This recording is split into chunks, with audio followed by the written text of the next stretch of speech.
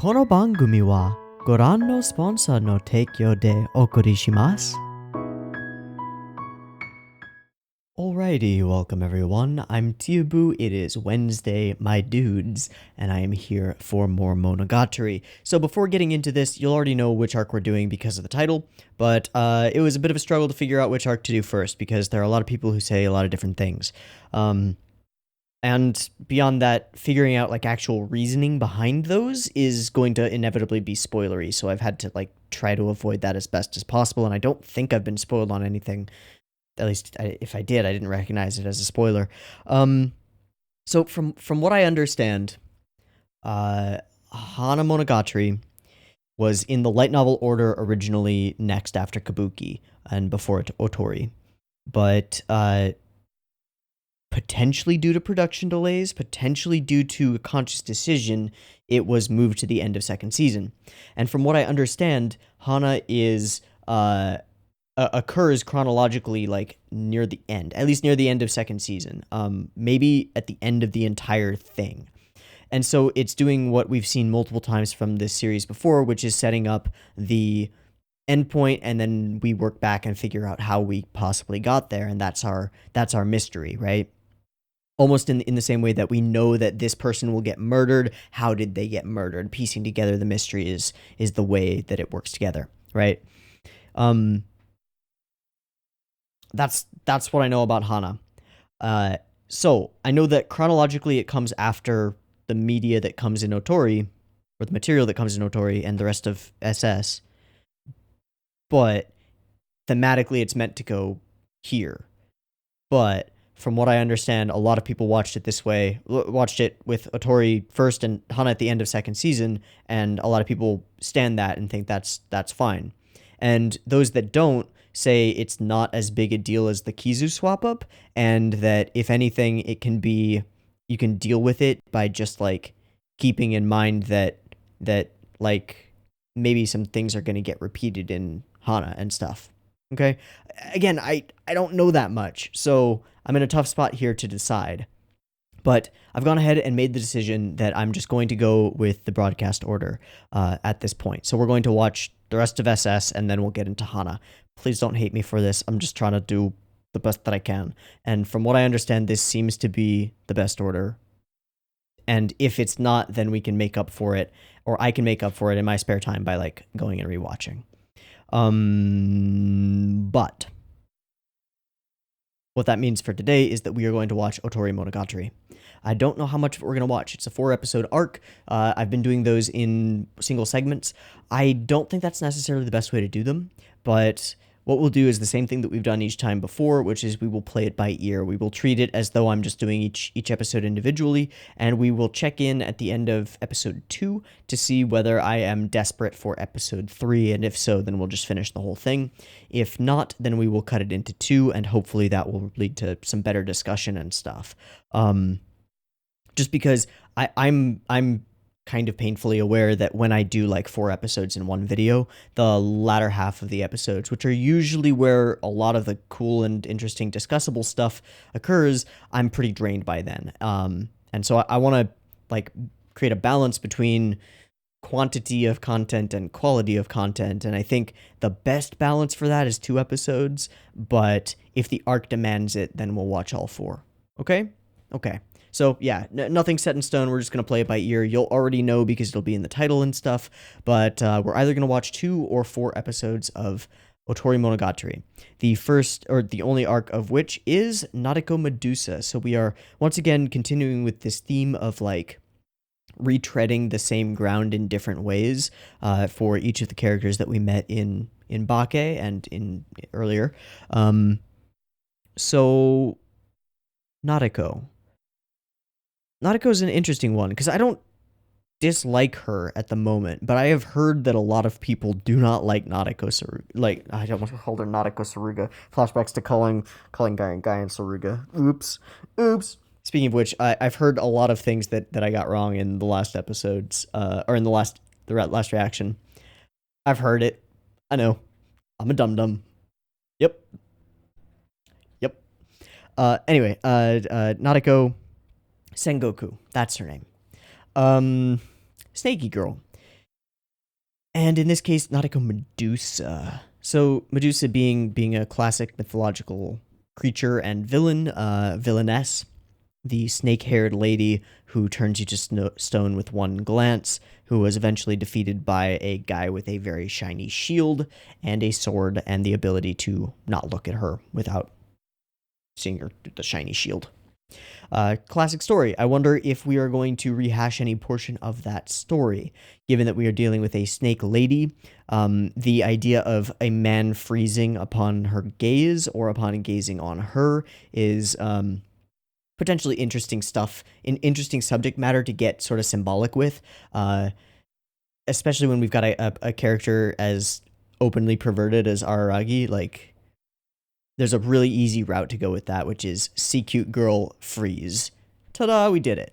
But the Medusa was also a sort of a pure monster in the myths. Was never like evil and going out and actively seeking people to kill. Just in her lair. If people come into the lair, they die. I don't know if she eats them or what, but they die. They turn to stone, and she just keeps a bunch of stone statues around. There is something else interesting about that. It's like collecting suitors or collecting newcomers. Whether any of this is going to have any relevance, I don't know. I kind of doubt, but Oisin likes to do stuff with mythologies, usually Japanese mythologies. Maybe we'll get something interesting here.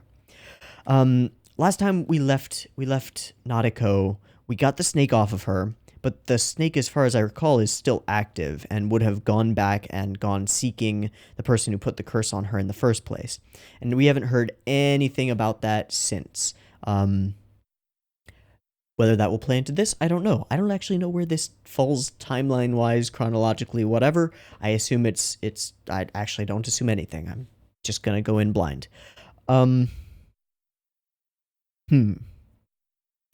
If I remember correctly, Naruto is relatively close friends with Tsukihi, so maybe that will be our starting and jumping off point.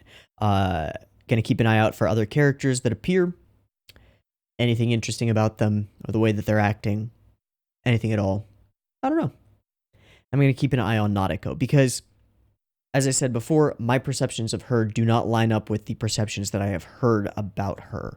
So I'm kind of wondering why. I'm curious to see who is Naruto and what's she all about. I don't really know. So I think that's all I really want to say. Again, if you were really hoping for Hana next, I am really sorry. I'm just making the decision. I don't have information. I do not have enough information to make an informed decision on this, and so I'm making the best decision that I think I can. Sorry. In any case, let's go ahead and jump our way on in to Otorimonogatari Episode 1. I have it up and ready. It is 0 seconds. We are using NPC HC as our player instead of VLC, just because it's a little bit more consistent, and I can frame by frame back, which is nice for the run-throughs at the end, which I assume we will do at least on episode 1, because there's usually we set like the symbolic language of the episodes or of the arc in episode 1, and then we get our first experience of OP and ED, which usually have some impact and stuff like that. So we'll see. And this way I don't have to like do the whole thing where I ingest it in my video editor, even though I do prefer that to NPCHC's way of scrubbing, just because I can like super speed through it and super speed backward, and it's really nice. But this is fine. This is still a step up from VLC. It is weird for me hotkeys wise, because I'm used to VLC hotkeys, so I might mess stuff up. Bear with me, please. Anyway, it is up. I have switched the subs track to Cole Girls. Hopefully continuing to do that is the right move to be making here. Let me know. And I gotta turn the volume up. Okay, volume's up. We're all good to go. It's up. It's ready. It's at 0 seconds. There will be 2 versions of this reaction video. A picture-in-picture version with the video inset up there in the corner, and you can find that linked in the description.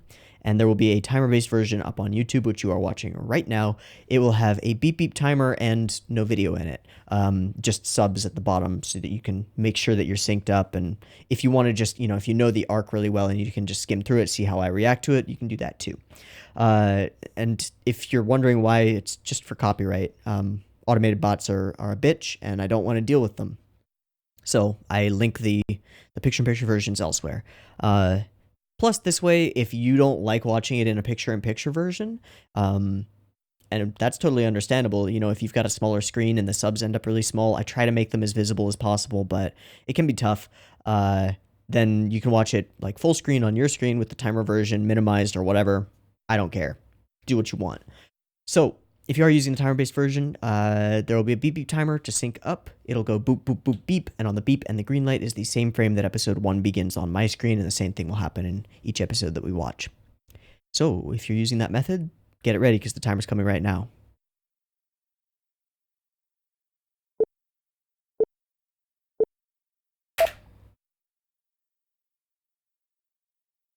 Mm-hmm. Is she doing her own narration? I don't recognize her voice actress super well. I think so. Okay. Word is Seeds of Anguish. Wow. That's nice.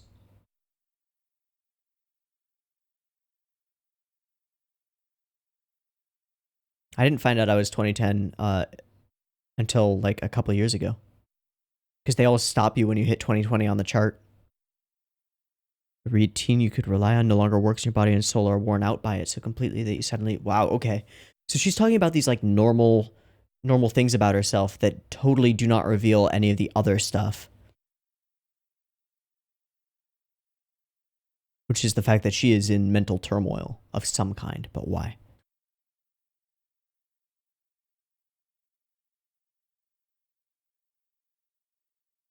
Mm-hmm. Koyomi Oni-chan. Okay. Well, there's chapter 1. Okay.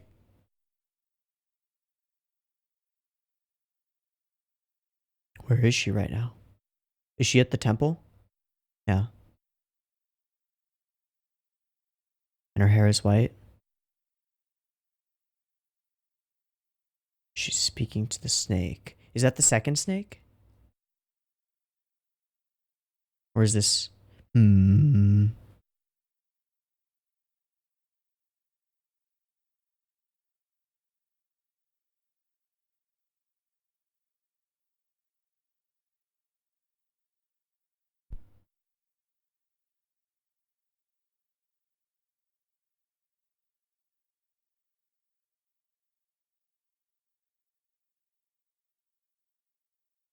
Okay.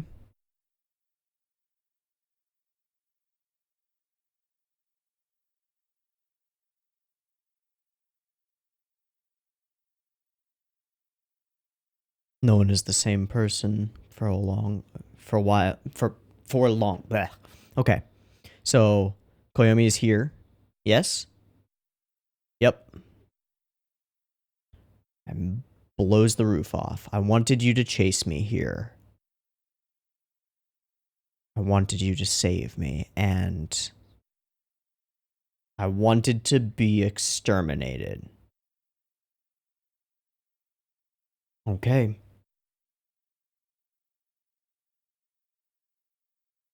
How did this happen?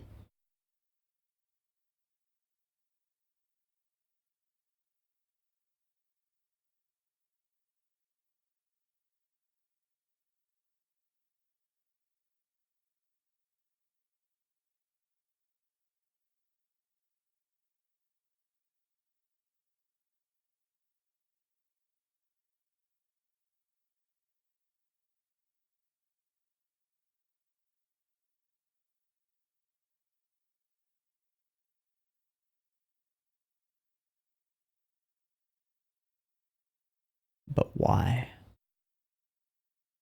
Well, she is a Medusa now.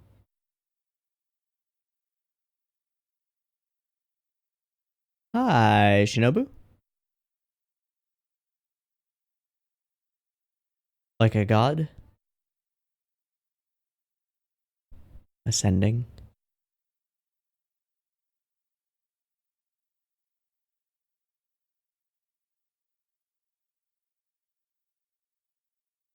Hmm.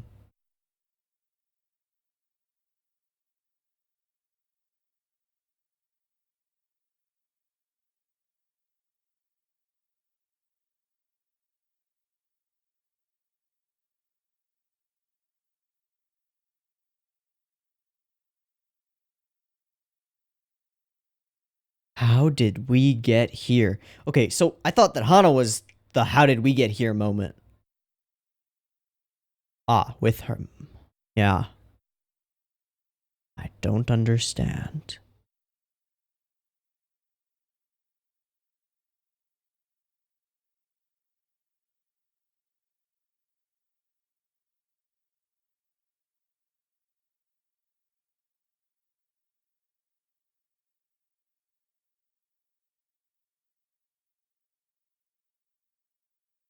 All right, how the hell do you get through this?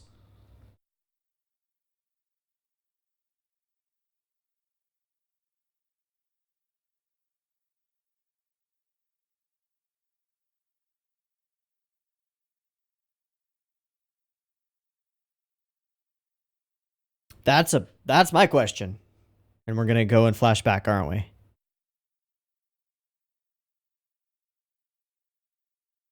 Same ripples that were used in Renai.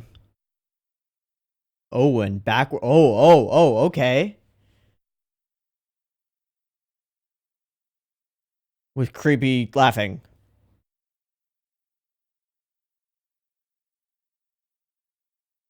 All of these are the same visuals, just reversed, aren't they?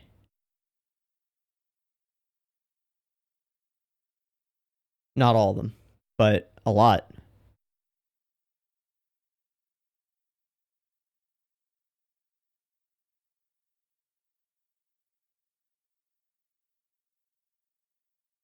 Means I can never wake up. Why?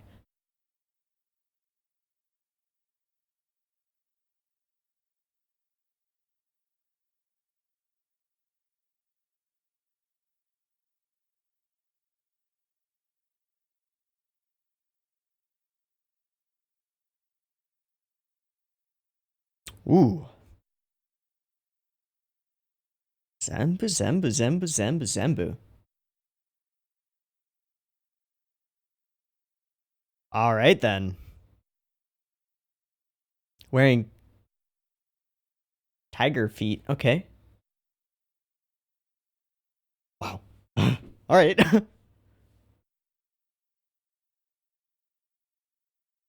So back we go. Oh, that's a little farther than I expected.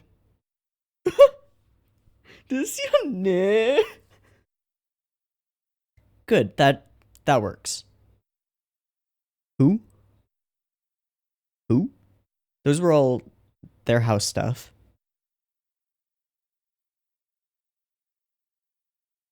Is that the name of her snake? No.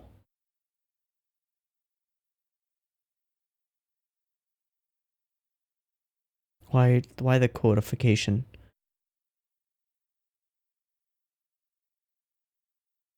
Oh? Whoa, wait, that's Oshinoogi. Alright, who the fuck are you?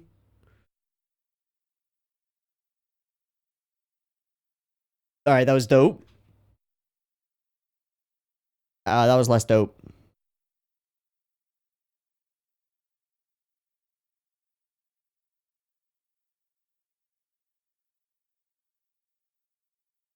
Alright, what the fuck are you?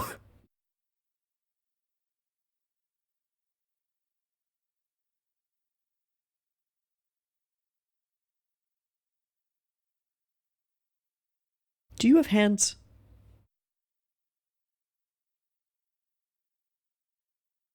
Yeah, why do you know my name?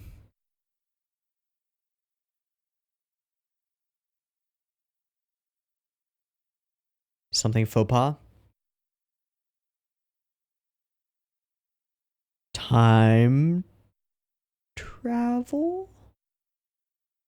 Ogi is the first thing that we see in Kabuki, aren't they? Isn't she? Also, is she a she?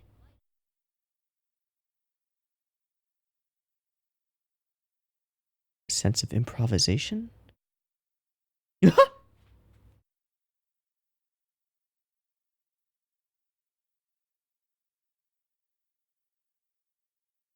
How does she know so much?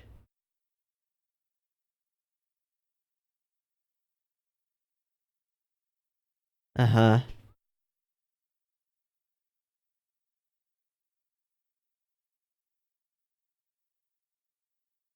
Mm-hmm. Do not trust.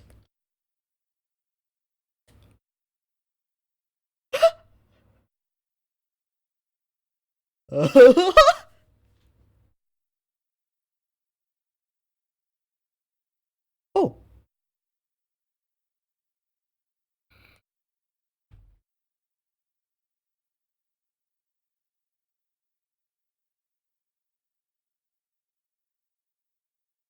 That's true. It was Geiki's fault, wasn't it? What if they want to? People do want to.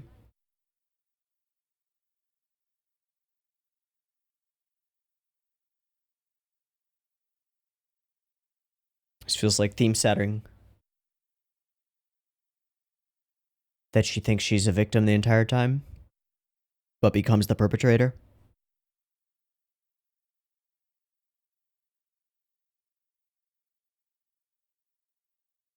I love that the corner of that light is right where her feet end, vertically.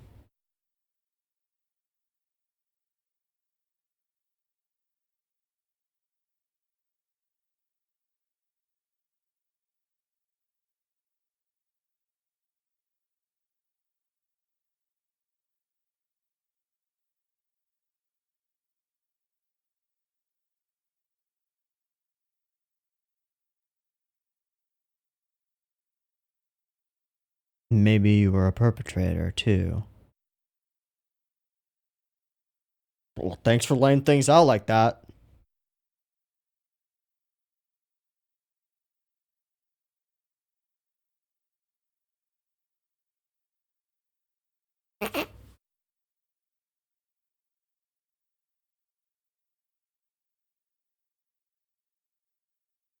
The fuck?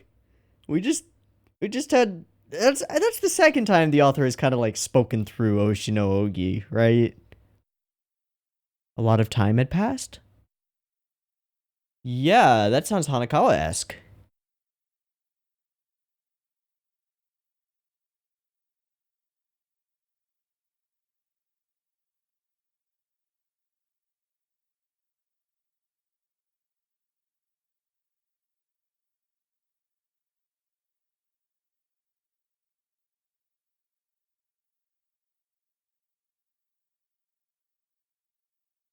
So, oh, another thing I should have mentioned at the very beginning is we're in a Nautico perspective, no Araragi perspective here.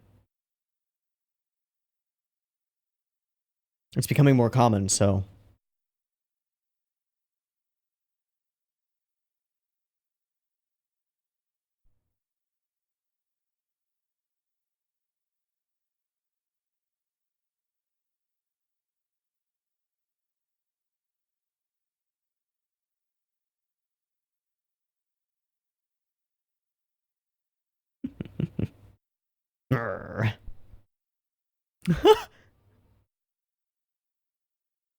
Huh?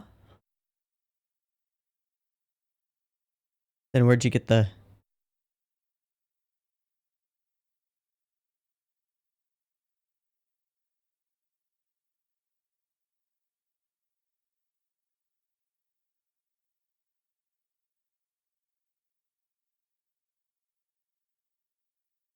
Indeed, it does.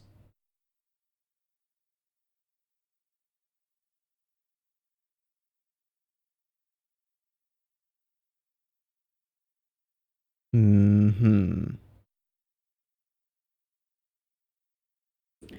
Okay, so if we are from Nautico's perspective, we have a super unreliable narrator.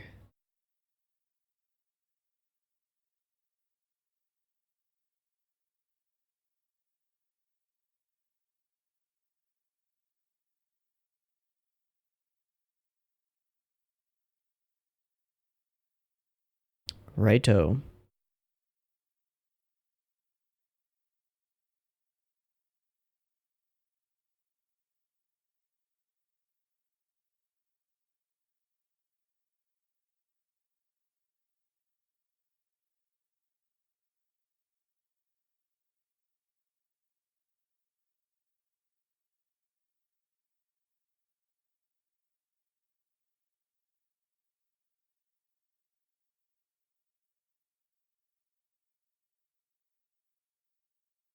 Hmm.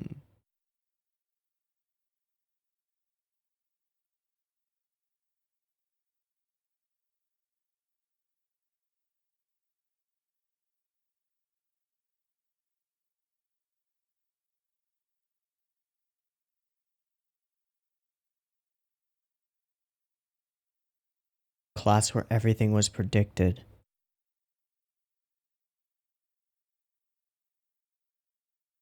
Yeah. Everything deterministic.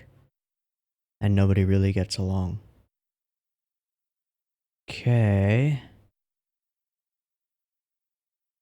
So that's our second snake apparition. Third time's the charm.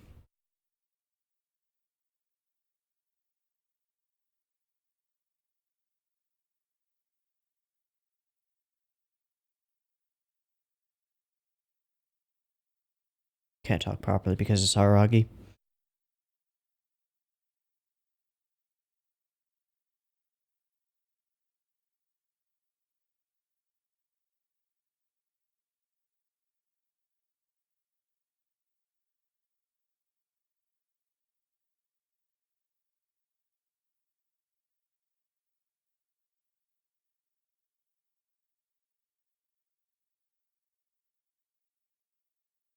I'm guessing this one stems directly from her, given what Ogi said about victim and perpetrator. Because she's the kind of victim that perpetrates her own victimization.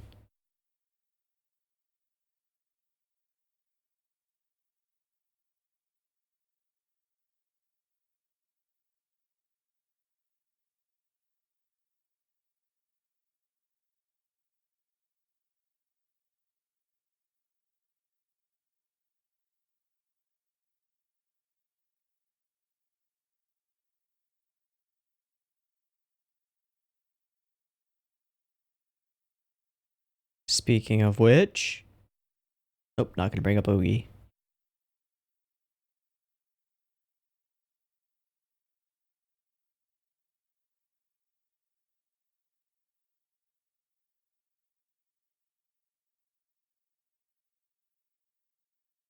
A blue scene. Oh, damn, a slip of the tongue? Wait, whoa, whoa, whoa, whoa, whoa, what? Oh.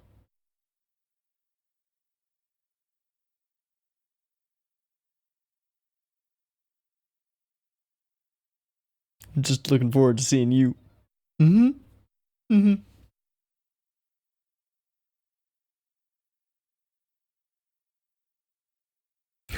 If apologizing fixed anything, nobody would need the police. All right.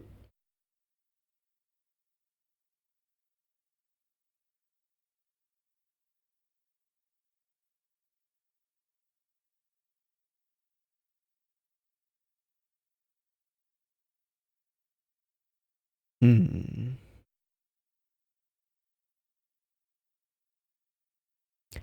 Third time's the charm. No? Hmm. Hmm. As I remember that for no coherent reason.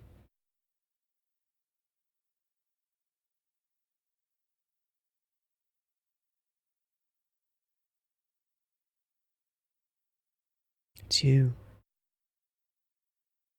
That's the snake's voice?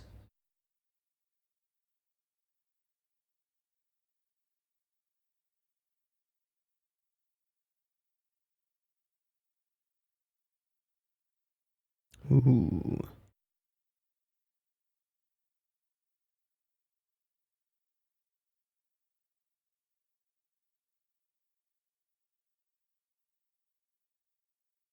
No.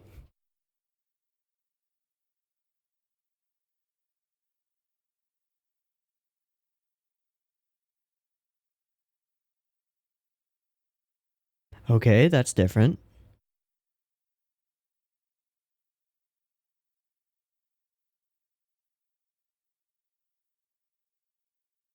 Which was what triggered it in the first place, right?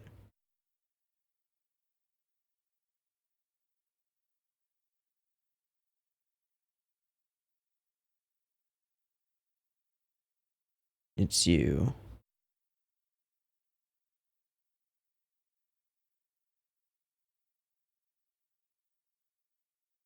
So not just going back and killing one, but doubling down, tripling down, 100 times down.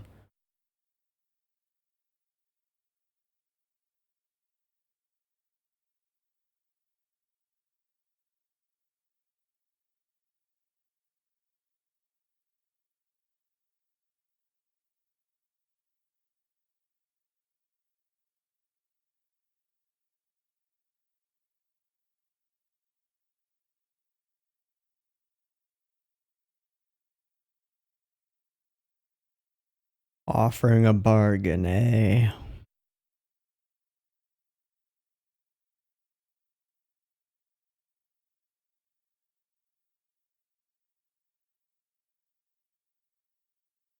So that is the name.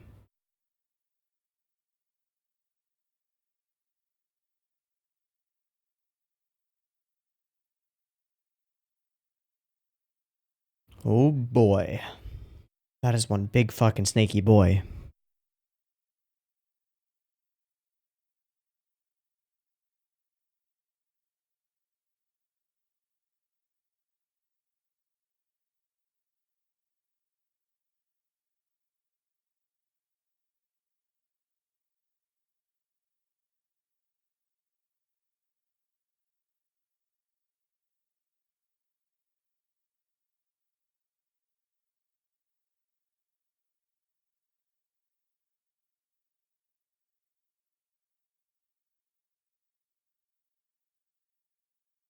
You are one weird snake.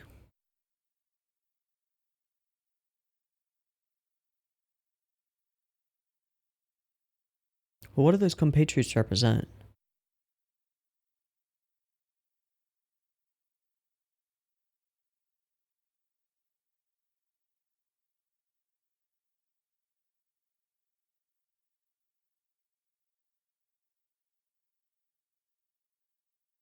But it's all...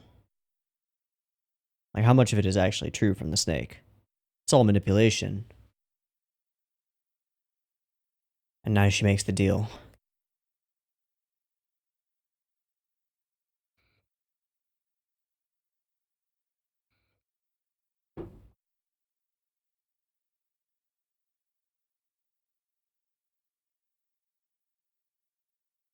Still would have said yes.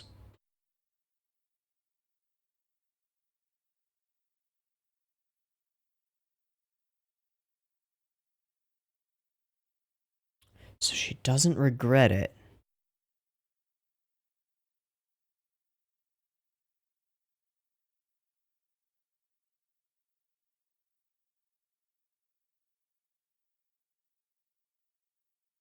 Okay.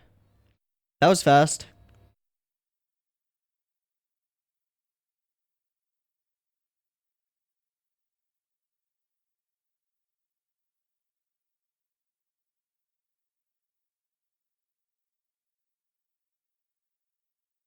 Descending.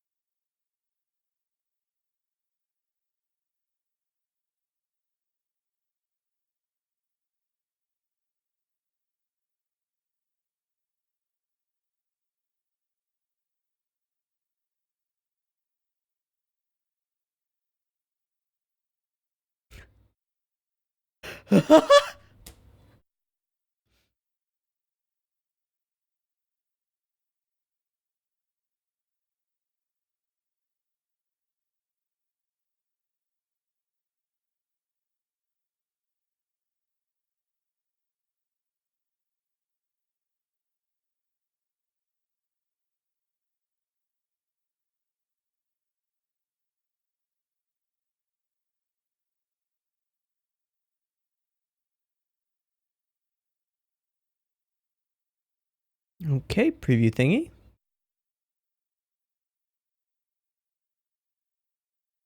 Hmm.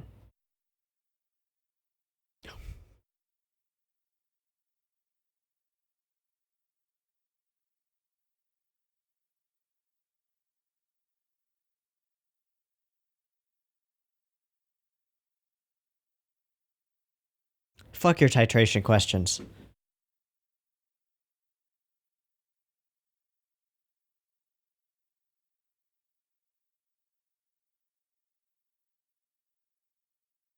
That's just 300 liters of a 25% solution.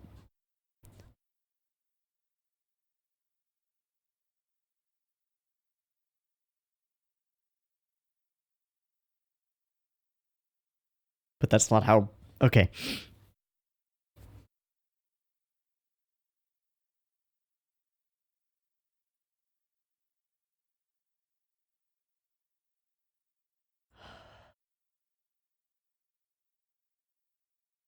Okay.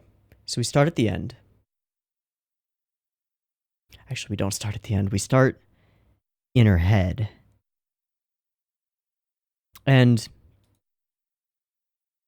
I think the biggest thing that stands out as far as themes or things that were touched on repeatedly is this idea of internal conflict and one's like conscious desires being very different from their unconscious and subconscious. In the case of this opening scene, we have Nadeko telling us explicitly with her voice very generic traits about her, very normal things: height, weight, favorite food. But then in her head, she's going through, or in the cards, which are generally like internal thoughts, she's going through turmoil. Kind of like... Oh, that's the wrong... It's control in the arrow. Yeah, okay. That's frame by frame. Currently in class 2-2, and we can just go ahead and up the speed a bunch. And make sure that it doesn't ever... Okay, we're not going to up the speed a bunch. Okay, we're at normal speed. That works. Wait, though it doesn't... Crumbles way before you realize it. No longer works, and your body and soul are worn out by it.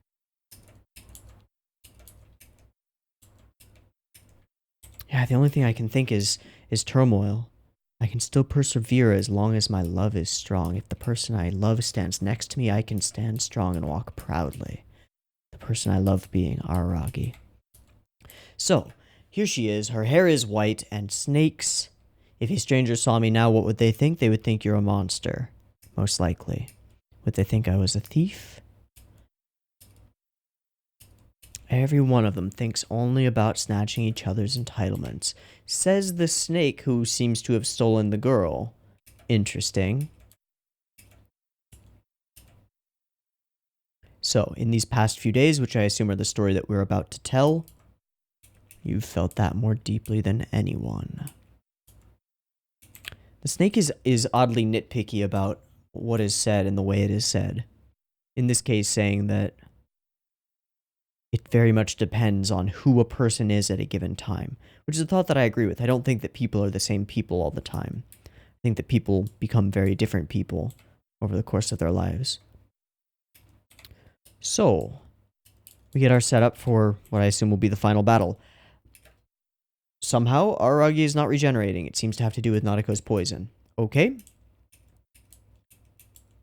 Looking at him, you could say that the healing powers are broken. The snake tells us that that is a bad way to put it because, well, it's her. She's the one who put him in that condition. She did this to him. And it's only when the snake tells her this, almost as though it's the devil on her shoulder or her subconscious mind or her shadow, her repressed thoughts. Whispering in her ear, yeah, but it was your fault. And then only then does she admit to it, to herself. Going along with that idea, if the snake or the compatriots of the snakes represent that repression, then killing them, the like wall of death of dead snakes is like all of the repressed desires or repressed thoughts. Just a thought. Could be totally off stuff, but I don't know. We get this really angelic picture of Shinobu, framed by the light, telling us, rather should I say that she's ascended to being an aberration. which implies that at least from Nadeko's perspective, she is better off in this state. And that's sort of echoed later when she intimates that knowing what she knows and where she would end up, she wouldn't make any changes. She would still nod when the snake asked her. Interesting. So Shinobu urges Araragi not to hesitate. We attack. Nadeko admits to herself that she wanted to be in that position to be his partner, and wonders why she has become his enemy. Although she's also just admitted that she was the one who put him into this state, something that would probably make him her enemy, although that's probably not the start. What this speaks of to me, along with all of the narrative about victims and perpetrators that comes a little bit later, and I think is introduced with Oshino Ogi's arrival, is like I get the feeling that our main thematic thrust here is that Nadeko like can't see herself as anything but a victim and doesn't understand that her actions and like harm other people, and that it's even a deeper layer than that she uses that status as a victim as like her way of causing harm or pulling people and attaching them to her. We'll have to get a little bit deeper to figure that out, I think. But that seems to be, I think I've said it fairly well, but I don't know. I don't think it's a perfect articulation by any means. There's something interesting that we ended Kabuki here in the shrine. Had the final fight of Kabuki here in the shrine, with blood everywhere and sort of a similar situation. And now we start the next arc in the same place, or end it. And then we come to I Hate You, Koyomi Oni-chan. She's continuously oscillating between extremes, like super, super bipolar. Like, first, like, wondering, why have I become his enemy? I just wanted to love him. I hate you! Now, this will probably make sense a little bit later, or make more sense. There's some really great animation in this fight. There's some crazy shit. And some great scenes. That's awesome. Whew. Yeehaw! You finally did it, Nadeko. And she cracks laughing. Like a fucking creepy girl. It's just so funny. Why did things have to end up this way? So then we enter into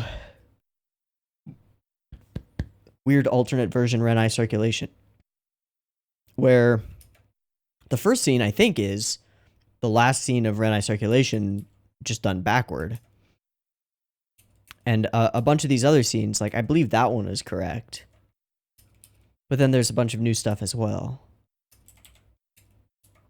So it's a delusion. I'm in a delusion. I want to jump on a super express train to you. Excuses and reasons. She's tying up a headband around her head, almost like preparing for a battle. Or no, she's untying it. Oh, because it's in reverse. It's my fate, so it can't be helped. If this love won't come true, right? Yeah, that means I can never wake up. I only want one thing. You're everything, everything, everything, everything. Zembu, zembu, zembu, zembu. I think that part of this song is really catchy. Really, really catchy. And the ending line is like, whew. Yeah. Whew. Whew. Okay. So, make some jokes about tracing it back to a certain point, and then we get to the point where we need to trace it back to. This is how it has been. Depressed. Depressed every time. We get some flashes of stuff. Who was that? Or was that Nadeko? We're gonna have to frame by frame from here. I used the wrong button. Fuck me. No path to school that doesn't make me depressed. Ever since that day. Okay. And snakes, snakes, snakes, snakes, snakes, snakes, snakes. Nadeko herself. Okay. and a flash of Araragi. And that is all. Okay, then we have an arrival. Arriving in almost what I would call like a classic either Karen or Koyomi fashion, I think. Zooming in on the bike, been all crazy. Watch out. Does a crazy hop jump to avoid hurting her.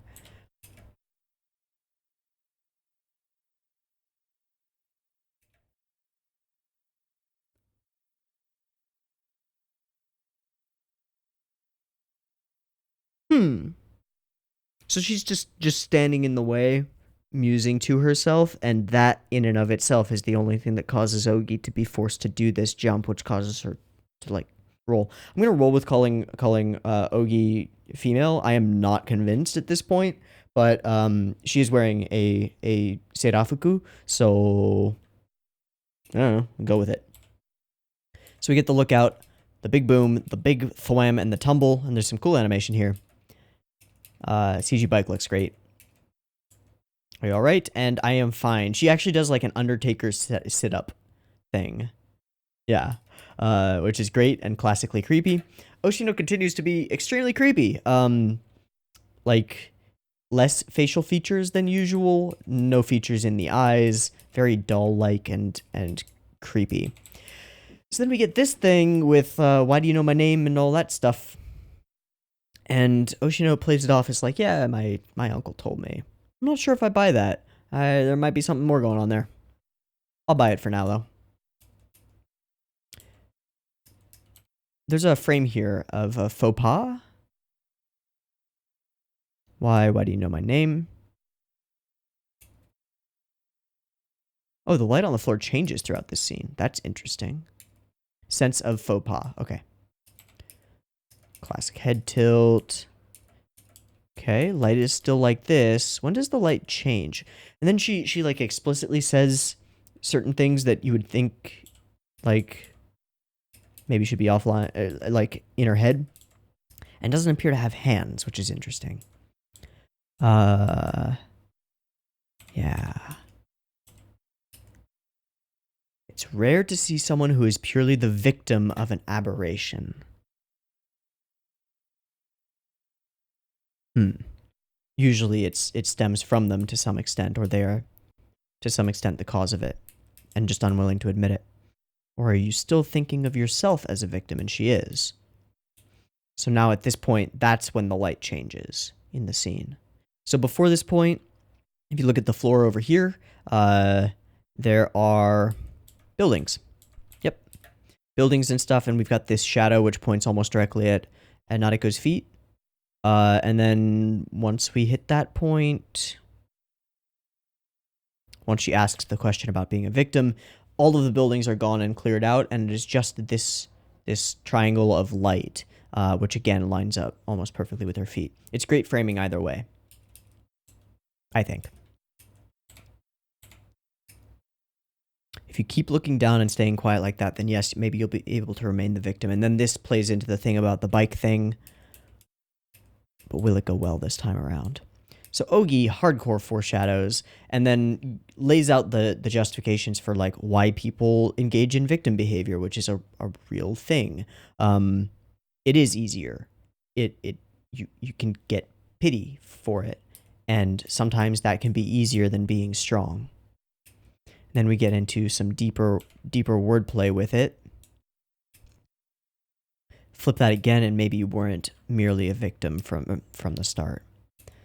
And then does an explicit always hand tip thing. Oh, you silly! You're not saying that your life isn't worth writing a story about. Okay, I didn't think we was chatting for that long, but it felt like time was stolen from me.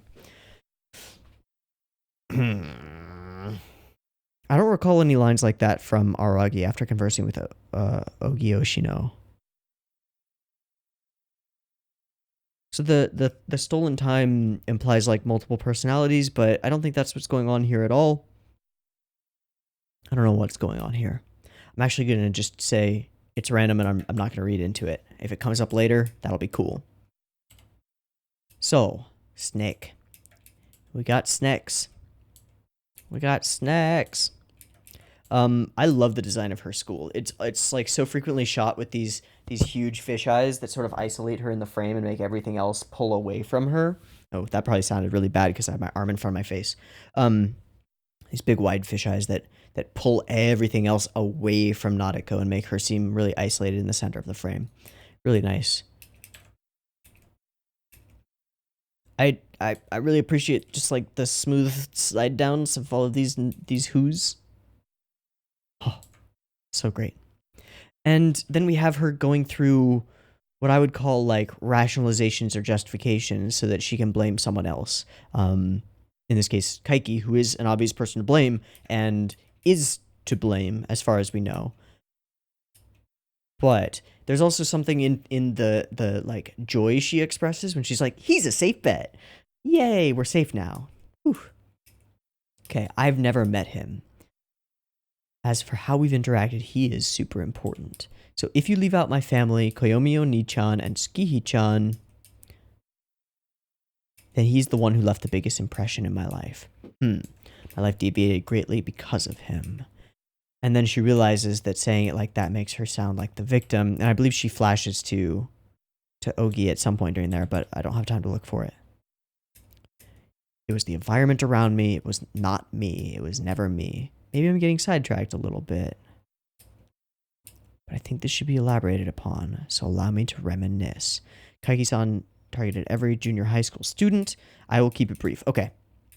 So, we pretty solidly figure out stuff that we kind of already knew. Kaiki was selling stuff, frauds, fraudulent spiritual things to children, specifically targeting children because they're easy targets, making them really cheap so that people could afford them.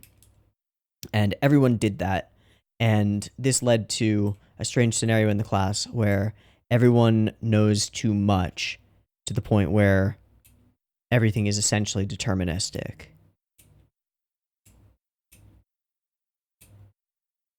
When I found out, and finding out, a lack of lies. A lack of lies in a school situation is a problem because you can't operate in a social group without lying. It's super necessary to be able to pretend to get along with people. And so that has been taken away from the school. So no wonder she feels depressed going there. Very popular. And we see like everyone else in her class is not a person to her. Is just sort of a floating outline of rings. Very strained, very gloomy. And then the snake comes, and it's terrifying, but it's also something interesting and exciting. And it's something that she feels is happening to her. So we call Araragi.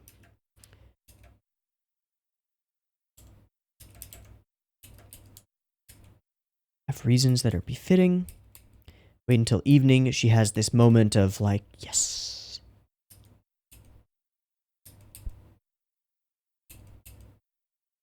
And then she wanders alone through the books. Will she eat the white snake? Cooking books, huh?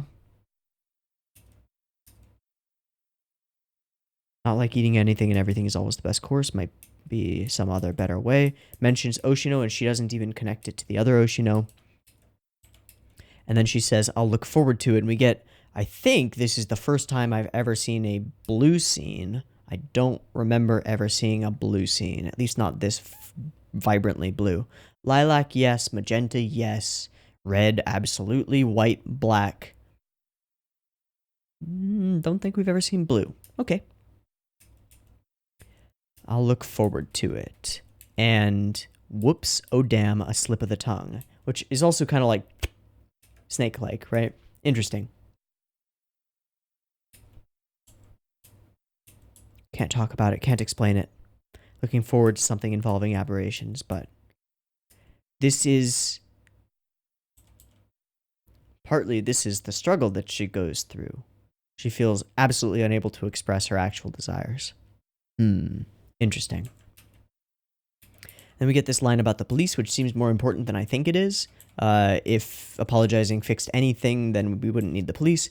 and then she lies, fakes that her telephone card is running low, even though she has 26 minutes of airtime left, and yanks it out. It's an Animart card with...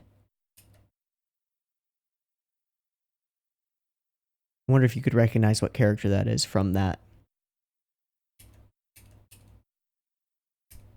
Is Animart the store that has Anime Tensho from Lucky Star? And from Anime Tensho? No, it's Animate. I'm going to just assume that Animart is a copyright change from Animate. But I don't know. I forgot to ask, what is this phenomenon really? Right? And then the snake begins to speak to her. Can't think of anything that could be the reason. And then the snake is telling her the truth. You don't know what you're stomping on to live at all. You don't look at the ants beneath your feet. You don't know what problems you're causing with your current mentality. Very interesting, and an interesting way in for an aberration. So, yeah, lots of hallucinations.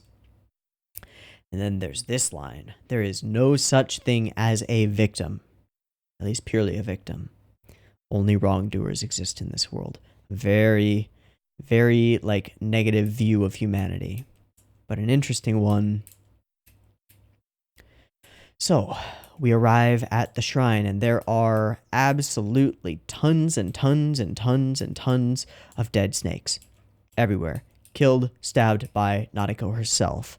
I didn't go this far. Right, this is just an illusion. And then he says, let's see, was it about this many? And then changes the illusion. You did go this far, right? And she's forced to admit it.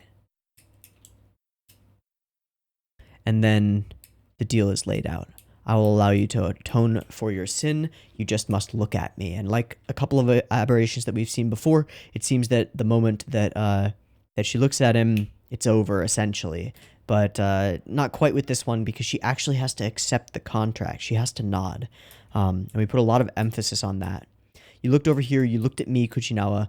In other words, you are one of my compatriots. In other words, my partner. So looking at him was enough. But then she gives herself to him. And then she defaults to her own, to the previous behavior, which was already shown to be ineffective. Should I apologize? No. What should I do? People ask for forgiveness. No, I want you to do favors. If you feel guilt for this, then you must do me favors. I think this makes a lot of sense if the snakes are thematically things that she's repressed and killed off. I'll say it. Ears plugged, eyes downcast, I will say it. And she's removed her hat as well. Just for a little bit. Nope. Okay, and at this point, the story was over. The story was determined. Even if I knew everything that was happening, I still would have nodded yes. And that future that we saw in the first few moments is coming. Okay. We get a pretty cool ED. Nadeko burying her face into her pillow. Or face down, ass up. Whales and a lot of weird shit happens in this. And other Nadekos come in. And Araragi is there. And she shakes her butt for a while, and then Araragi shows up. Right? Yeah. Yep. And then snakes at him. That seems to be the main thing that's happened here. She shakes her butt at Araragi. Araragi sees it. Araragi leaves. Nadeko goes snaky hair on him. Seems about right. Otorimonogatari abridged. Okay. Well, it's pretty clear that we're gonna have to go further to really figure out what we're getting into here. Themes seem pretty well laid out already, but I'm sure that they'll be changed up as we get some more information, and and more stuff from Nadeko's perspective, and I assume run into more characters. We're going to have to see what happens immediately after accepting the snake and how their relationship evolves and how she evolves. Because we know she is going to ascend to the point of becoming an aberration herself and losing her soul herself. So what actions lead to that? What decision-making processes were... what does she go through? What does she cause herself to go through and those around her to go through that leads to this point? And how much of it is manipulation from the snake, and how much of it is something that she wanted to do anyway? I don't know. Also, at any point, will we show any other perspective but Nadeko's during this arc? I assume no. I assume we will just stick with it. And if so, I assume we won't get the whole picture until later. We need the Araragi and Shinobu side, right? So, interesting stuff going on here. Pretty cool. And with that, I think that is all that I can say about episode 1. And so we're going to have to jump into episode 2, after which we will decide whether we go all the way or just do 1 and 2. We're already an hour and 3 minutes into recording. If we end up with that kind of discussion for episode 2, we might just do a 2-parter for this one. Because, yeah, it's a lot of time. In any case, I'm going to run a timer really quick and resync the footage so that we're all good, and then we will jump into episode 2. See you in a flash. Okay, we are all synced up and ready to roll. We're going to get into Otori episode 2 right about now. Timer comes here. Subs. Switched subs. Okay, timer goes here.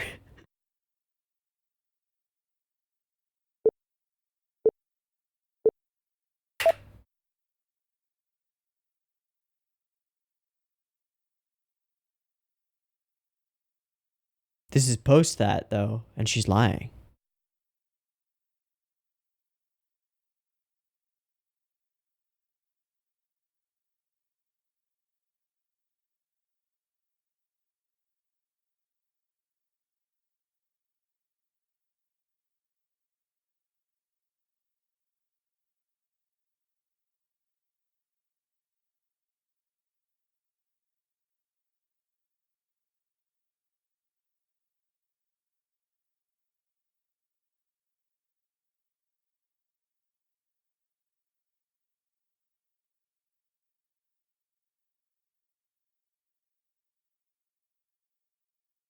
Make an impression.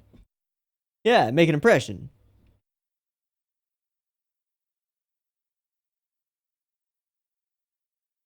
Okay.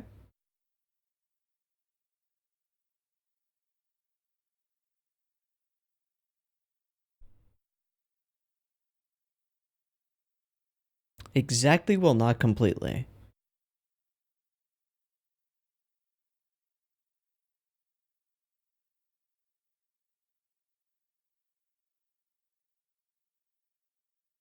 How can I make up doesn't admit to the perpetration. That's super good.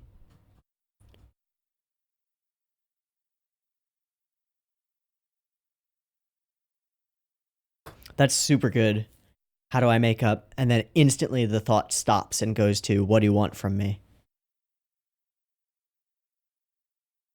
The total inability to admit blame.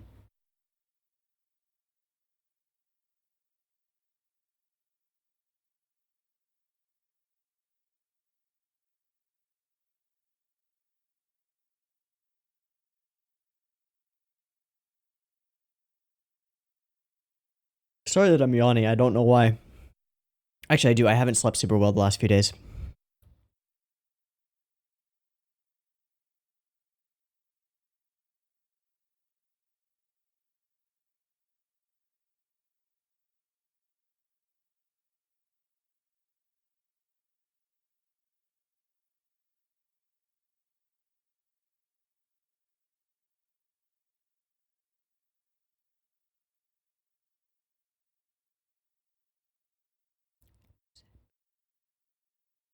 Instantly catchy.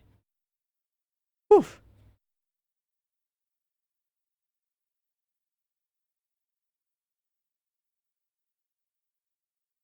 And the whatever effects they're doing on our voice sounds so good.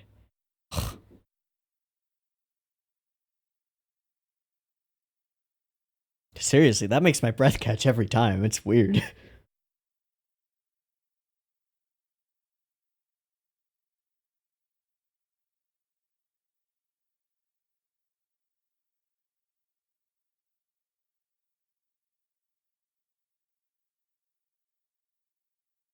But were you depressed on your way this time? And will you run into Ogi Yoshino? Usual way.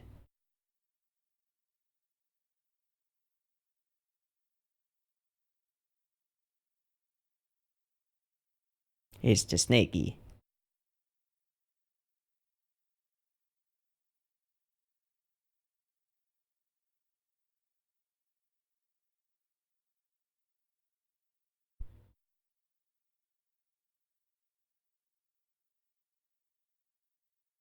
For now.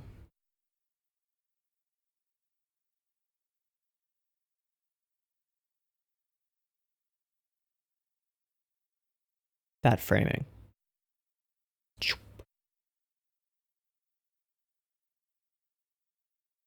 That framing.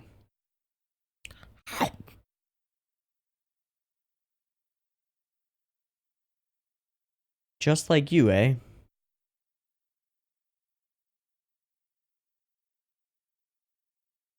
Hmm.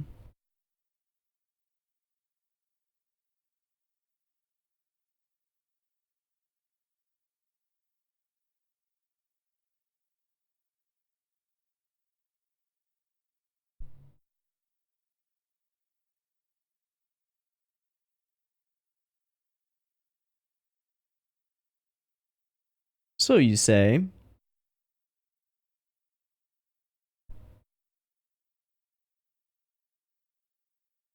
And yet you desperately want to be noticed.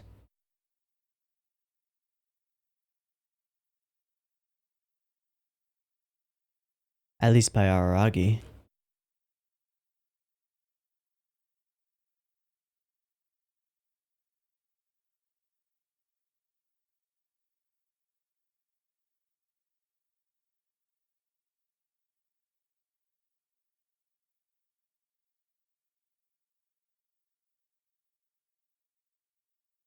Yes.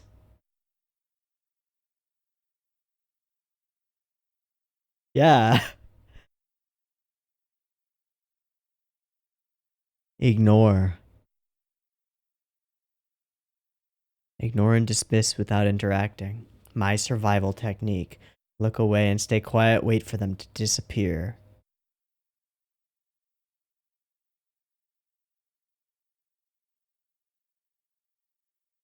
Promise.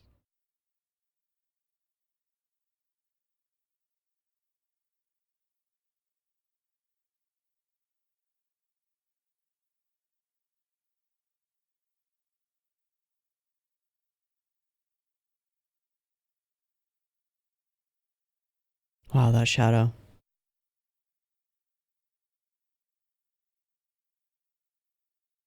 Oh.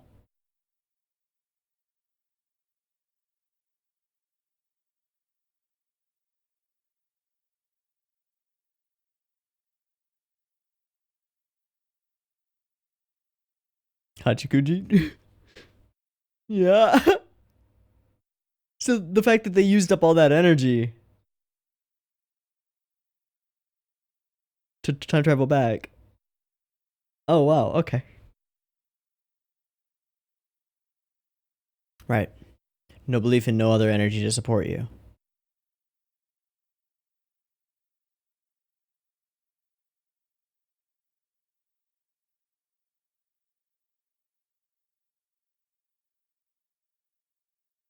But do you want to be released? Yeah. Yeah. And she does not address. Wow. Okay.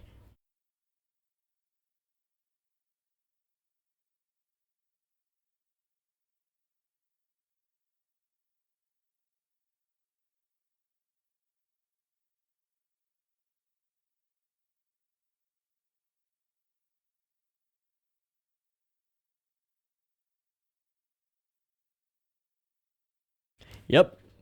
Yeah.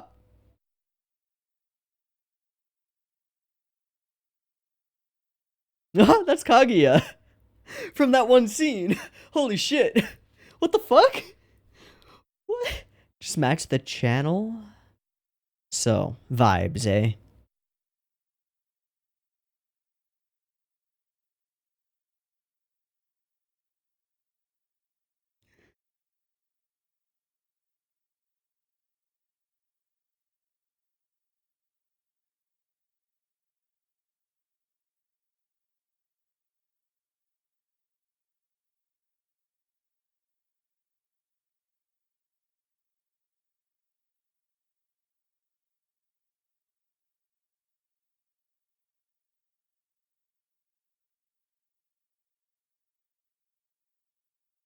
I'll figure it out eventually. We know that for sure.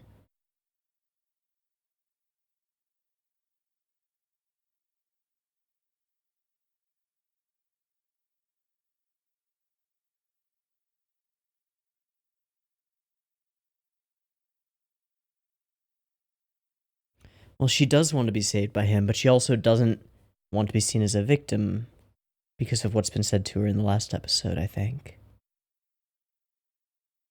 But she does want him to worry about her.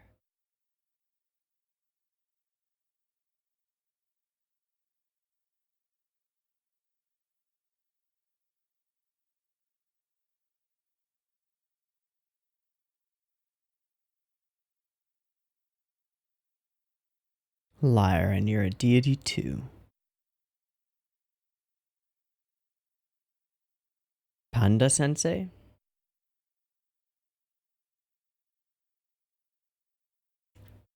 Kamimashita.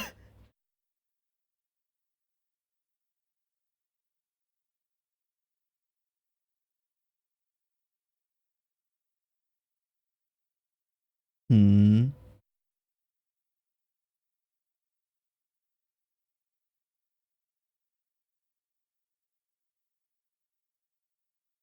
But what problem? It's just her reluctance to accomplish things. She's the class prez? The best student in our class who manages all affairs. Yeah, wow, that's unexpected.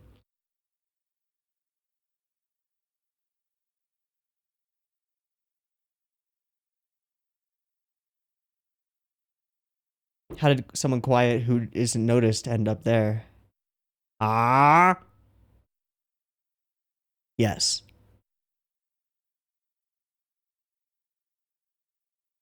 Ah.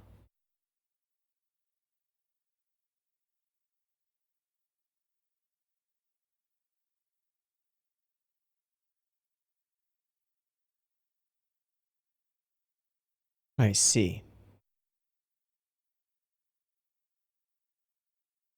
You just kept your head down and waited.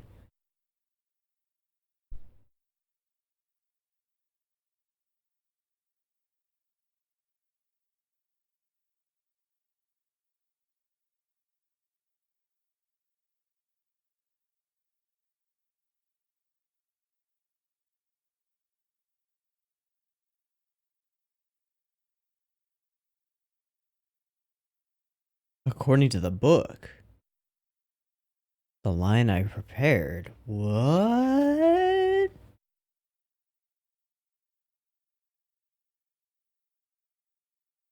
Oh. Yeah, what the fuck? It's not the job of a child. I love the staircase. Which, yeah. And isn't that, in a sense, the same thing you do? Right. Ah! No, it isn't. Yes, you are. Bullshit.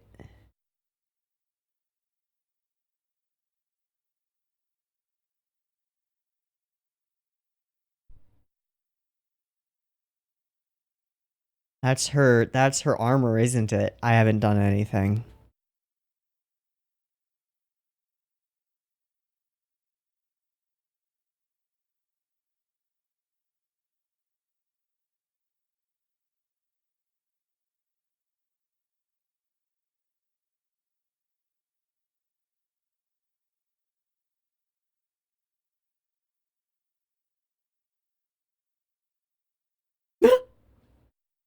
Oh, that moon.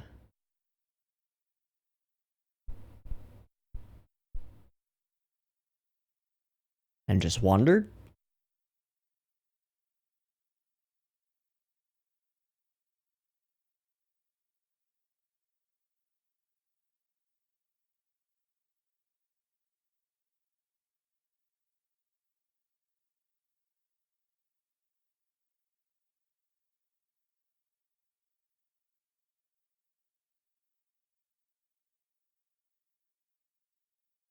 Got a little zap.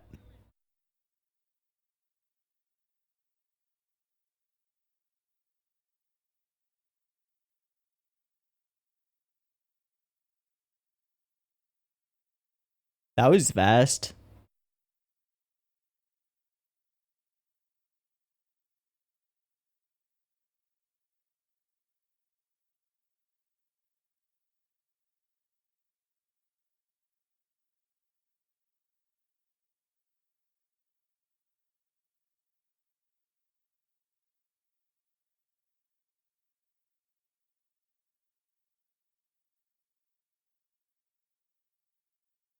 Yeah, what the heck?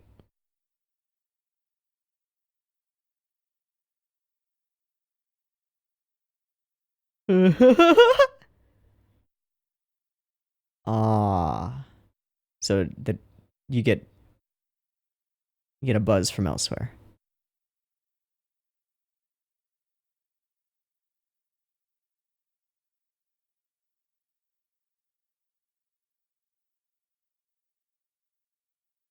Okay.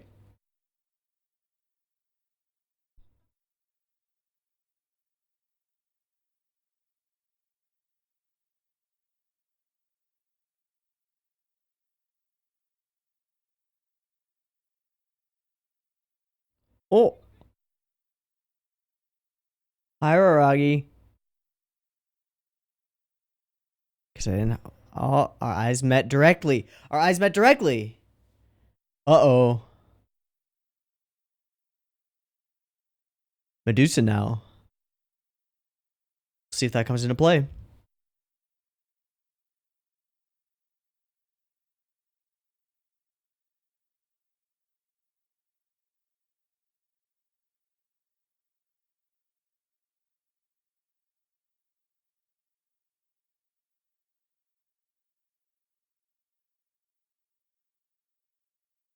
Called Skihi. Yeah.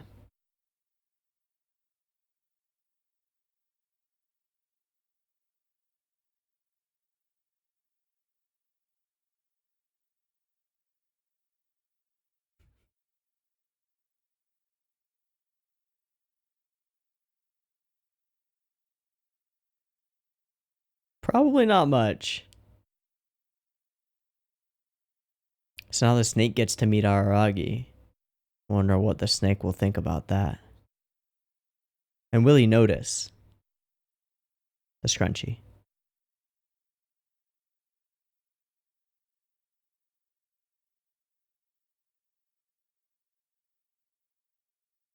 What? No.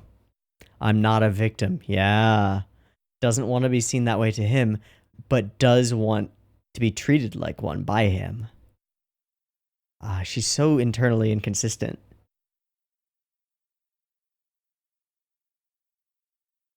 Well, nailed it.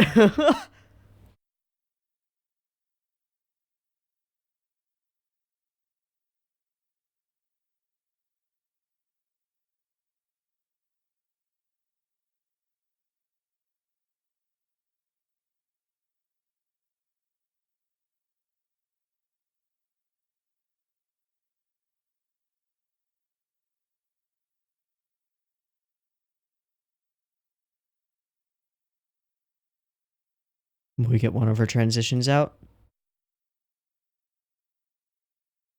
Spot on again.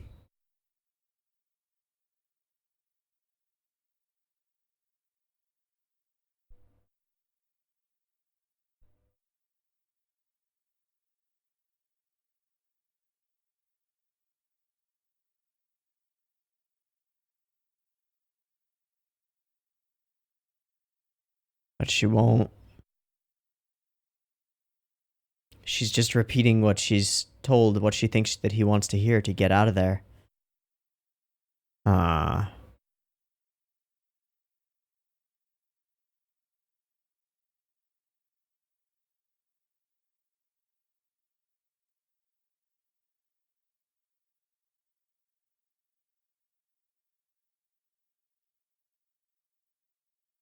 He's still there.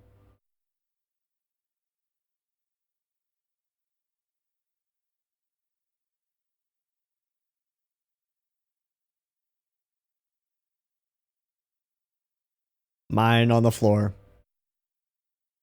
Oh, God.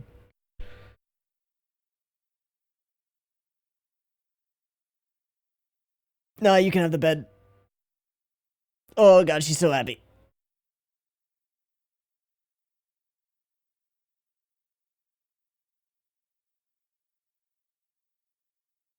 No, no, no, no, no.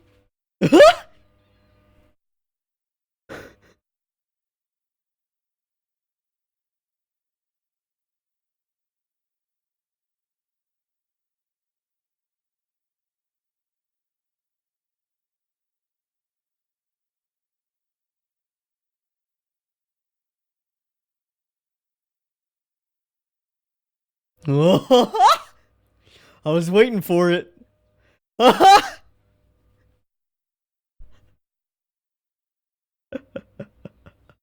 Oh, nice save. Is she on the ceiling again? Yep. God, that's cool.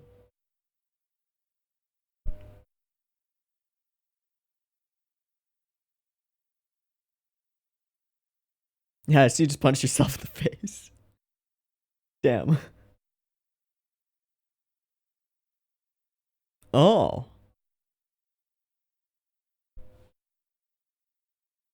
Not anymore.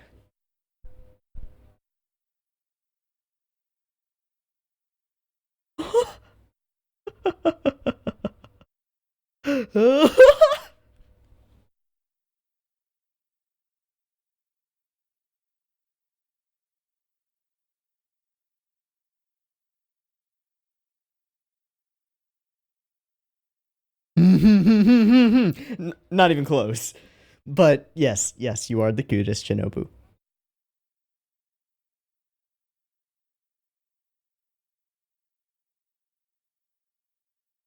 Good.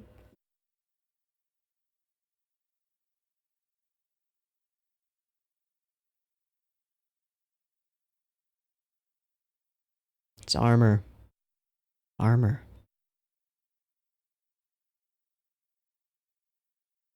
Yes. Oh, Shinobu, I love you. Just seeing through people. So great. Mm.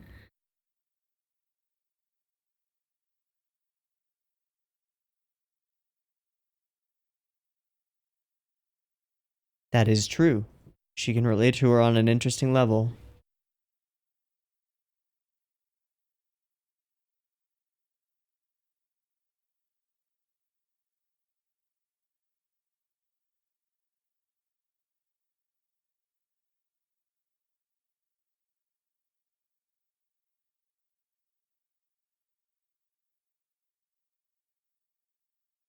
Mm-hmm. Sees straight through you. Oh, bullshit. Uh-huh. Big doubt.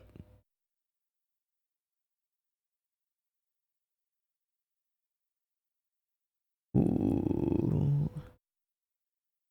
Ooh.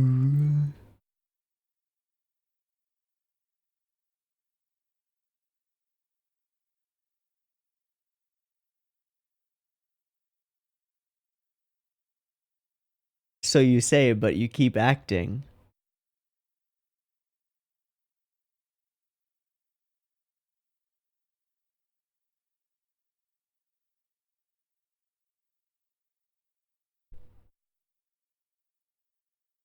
Oh, yeah, it's not quite on purpose because it's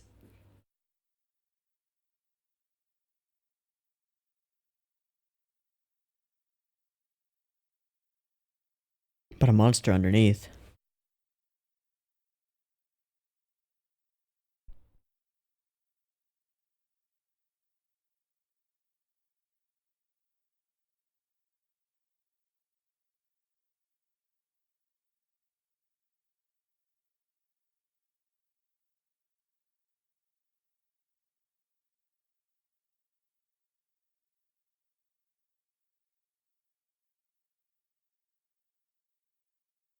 But the snake is hearing this too.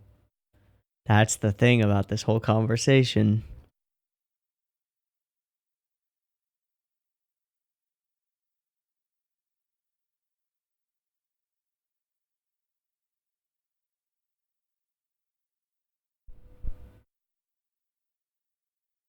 I love you, Shinobu. I love you so much. Holy shit. Just called out on so many levels. Oh! Woo!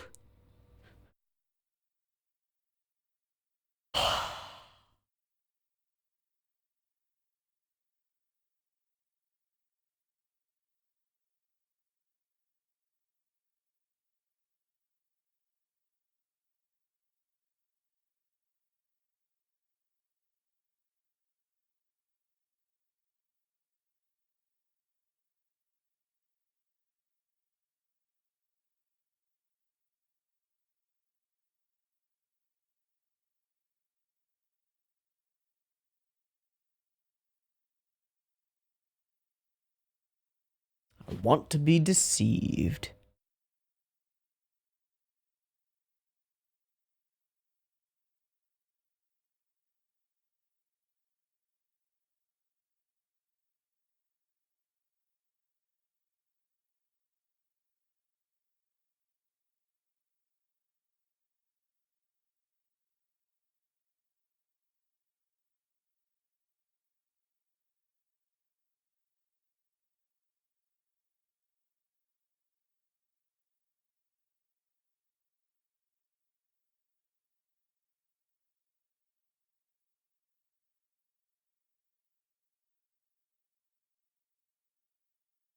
Will everything be solved if we find the vessel? Doubt it.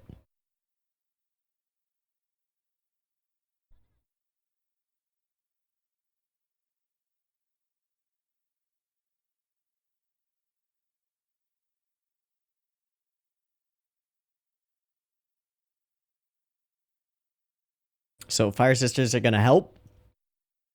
We'll see.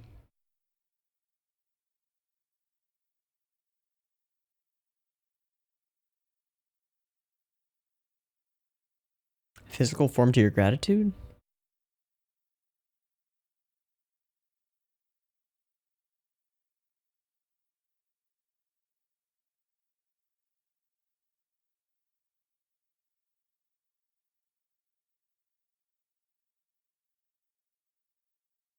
Okay. Okay. All right, the place I want to start in this episode is actually one of the last things that we hear, which is a specific line where here, this. I thought you might be playing the part on purpose, but it doesn't seem so. And this is, I think, the most interesting wrinkle about Nadeko, because I think at this point it's really difficult to determine with any accuracy how much of what happens around Nadeko is caused by Nadeko, and how conscious she is of the way that she acts.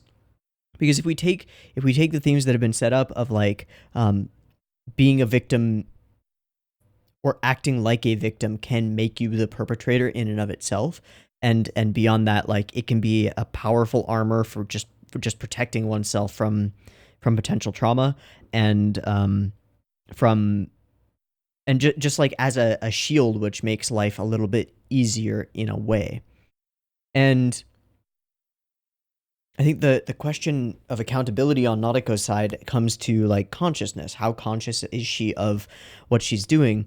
And I think that all evidence leads to not that conscious, but almost just under the subconscious.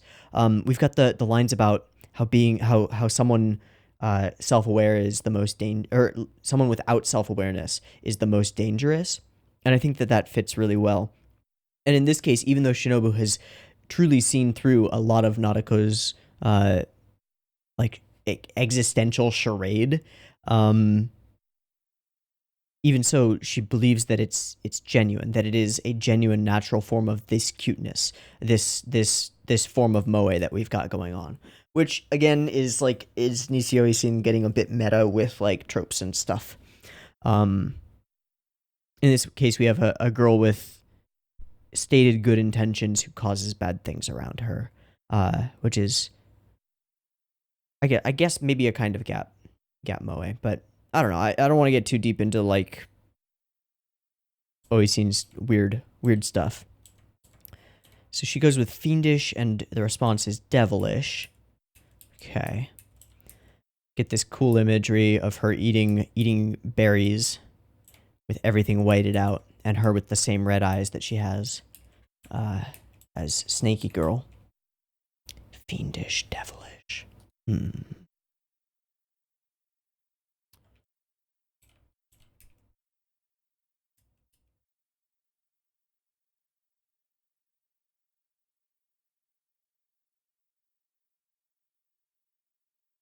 You're the only one that can hear my voice. I'm well aware. Why? Sorry, I didn't mention it, but we're jumping back to the beginning again. More sizzly snakes. So, Snaky Boy was the one who directed it himself, and at this point we have the setup of the strawberries that we see later that are growing over here on the side.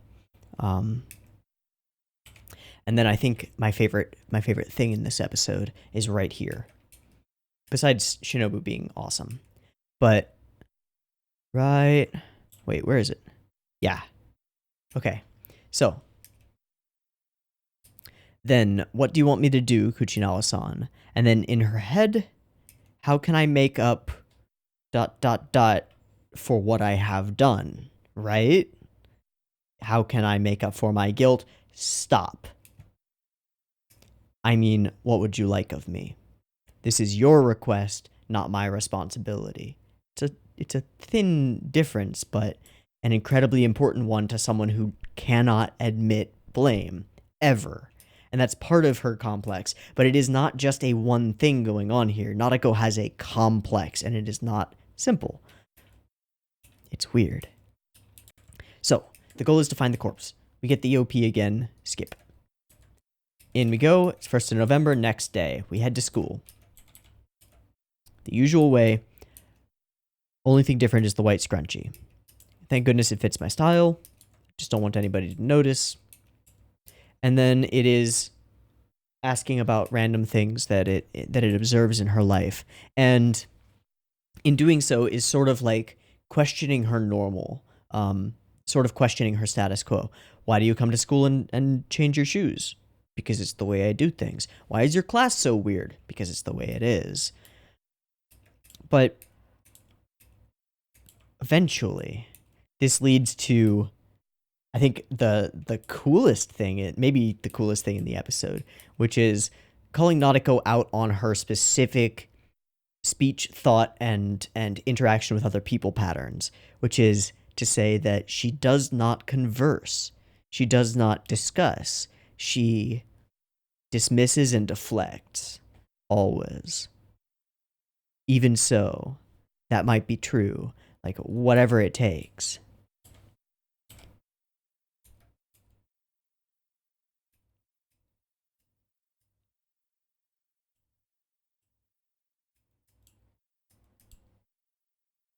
There we go. In any case, ignored. And then, no, okay.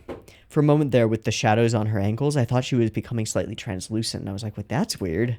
What the heck?" But no, it's a shadow coming from behind. I love the design of this staircase and the layers and levels and stuff. It's pretty cool. Pretty cool looking. But there is something weird about it. There's no way to get to the purple or the green level. It's not possible.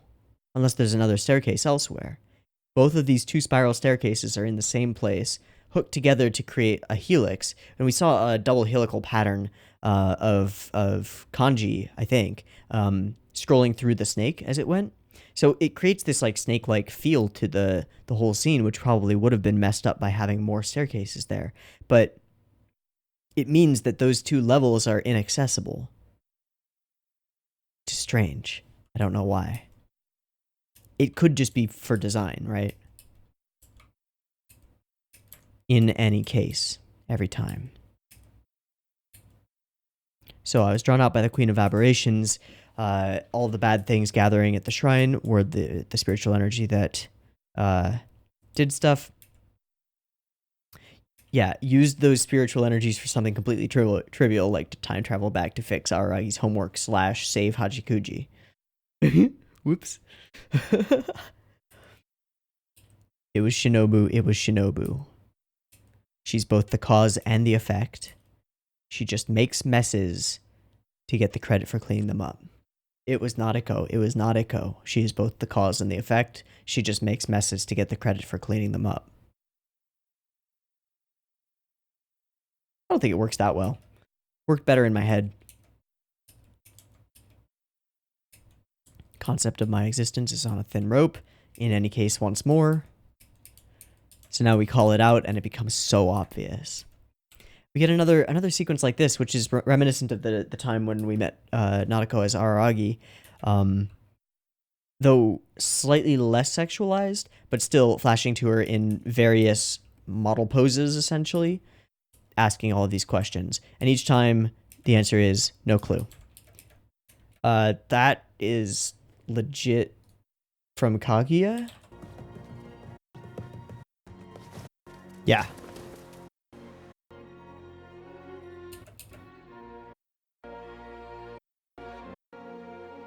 Yeah. Okay. Why? I don't know. It's pretty cool, though.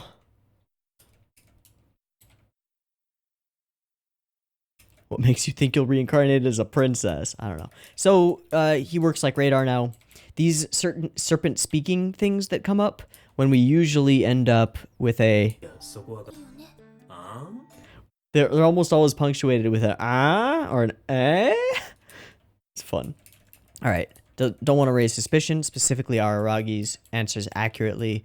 Doesn't lie about that most of the time. So, nickname Panda Sensei. She bites her tongue, which is a little sort of Hachikujian joke, which is cute. We get this faceless professor, mostly faceless, find out that she is class prez, that she was forced into it, or just like it fell upon her because nobody else wanted to. And that, yeah. Not good at expressing, even worse at explaining. Process of elimination. And then this is interesting. It's like the snake is adapting to her, realizing that this deflection method is part and parcel to who Nadeko is. And so he starts preempting it by being like, okay, well, for now, we'll just leave this aside, say that's that, and we'll move on to other information. It's pretty cool. It's like a flip side of it.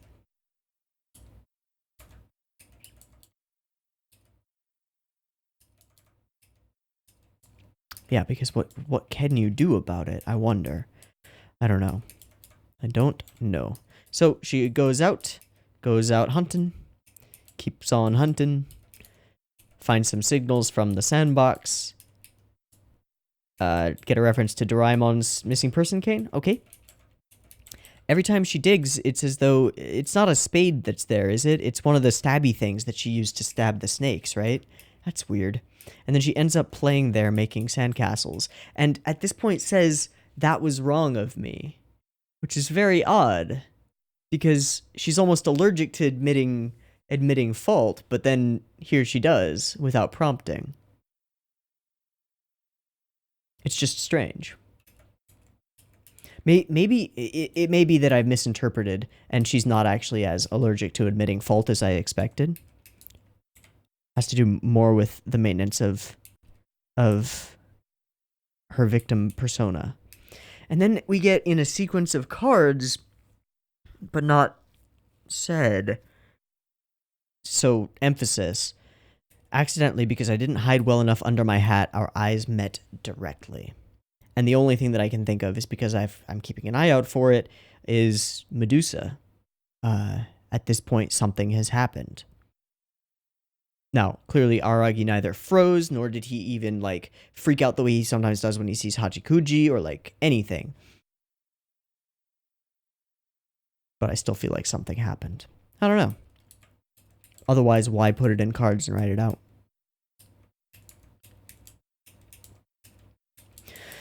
And she is thrilled to be in Araragi's room, specifically the chance to sleep in his bed Right. Actually, hold on. This is important.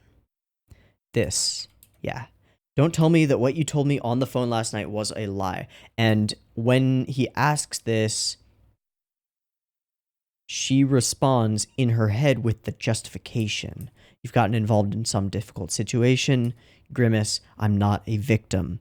I do not want Koyomi Araragi to see me as a victim. However, contradiction, I do want Koyomi Araragi to worry about me and care about me and love me. So there's some problem. And then he just goes through the exact plot, which is exactly what has happened. She comes up with some lies, which are close enough to the truth that they get past Araragi. And then she starts just like saying what, just parroting back to him what he says. Yeah. Just anything to avoid reveals or anything. Starts talking to Kuchinawa, and he stops responding.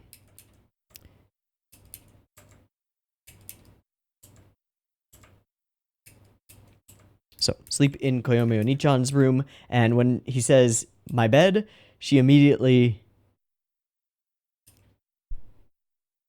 Best day ever! But at the same time, best day ever, no! That wouldn't be right.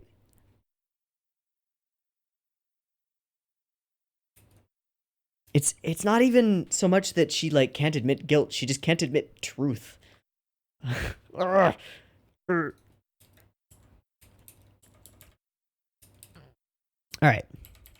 So, as if what he said was completely normal, he put on a smile. Yep, and Shinobu here to put a stop to that stands on the light fixture on the ceiling. Freaking awesome. Okay. And then she just absolutely tears into her. You really apologize often. What's the rationale? Is it because you think you've done something wrong, or because you're thinking this is a chance to, like, this is the time to apologize? Bean pong.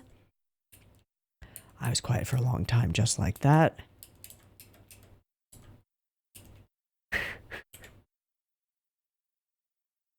Bean pong. I don't have an advantage at all. I don't want it at all. It's not like that at all. Is that so? The humor is out. Just by staying quiet, people are nice to you. They think you're smart. They give you the benefit of the doubt. They forgive you. It's not an advantage at all. Things like that are nothing but discrimination, and I... But she wouldn't listen. This being from Naruto's perspective, Shinobu wouldn't listen. When you're in trouble, doesn't someone help you without asking? And it's another thing because it relates to Aragi's helpfulness thing. Naruto is like...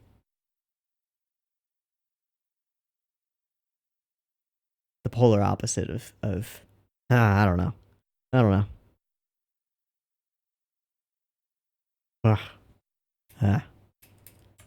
then we come to that line, naturally cute. And they call beings like you devilish. More of a monster than an aberration. Super harsh.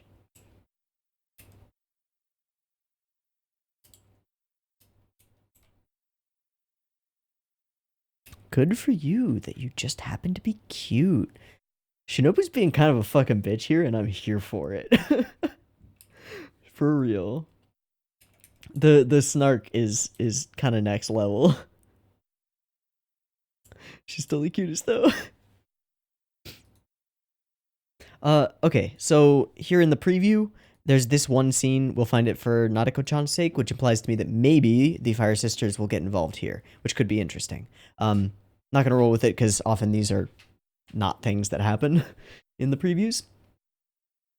All in all, another interesting episode. We are following, figuring out what the snake wants from her, and figuring out a lot more of who Naruto is, how she sees herself, and who she really is. And all of it is rather fascinating. At least I think so. Now, we are at 150 into recording. All right. We are going to watch all four, but I'm going to take a break, get some water, turn my AC on for a few minutes and cool down the room a little bit, and maybe get a snack. So I'm gonna take like 10 or 15, and I'll see ya in a flash. It will be 0 seconds to you. Peace.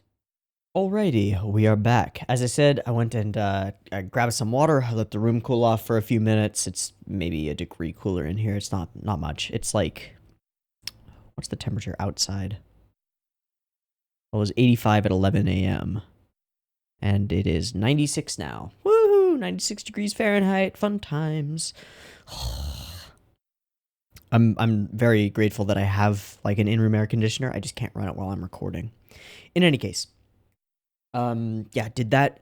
Grabbed a few bites of a delicious and juicy rotisserie chicken from the store, and chugged some water. We are recharged and ready to rock and I don't know what the fuck I'm doing. Ready to rock and roll. I have episode 3 of Otori up and ready to go. I wonder if Tsukihi and Karen are going to come into play here and maybe do some stuff to try and find the snake thing without telling Koyomi. Seems likely, given the thing at the end of the last one and just the fact that Tsukihi and Nadeko know each other. Maybe. But I've talked a lot about the last episode and don't know what's coming next, so let's find out. I've got the episode up. It's ready. Beep beep timers and stuff are coming. Yes? Okay. Timer comes now. Terrible intro.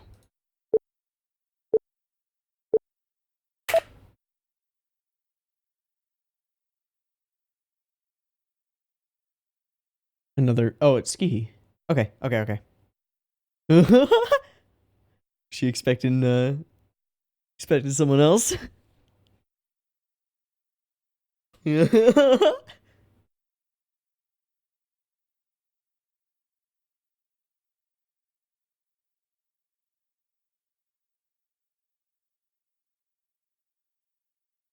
Ping pong.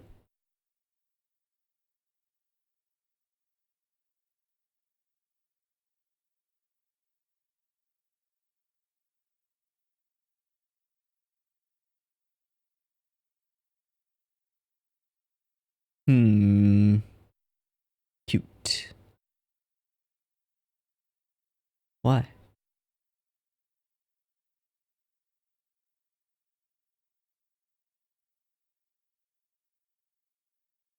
And even doing that is cute, or considered that way.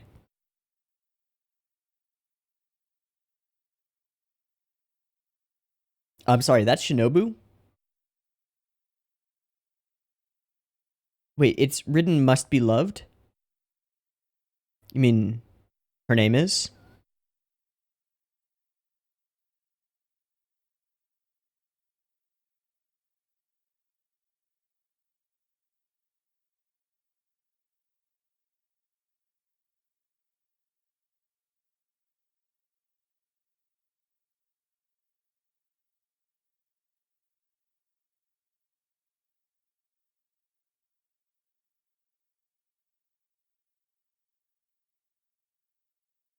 Again, don't want the apology. A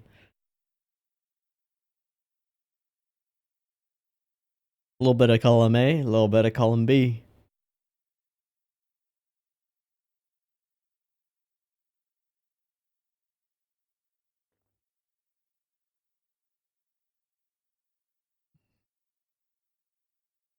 I'm scared.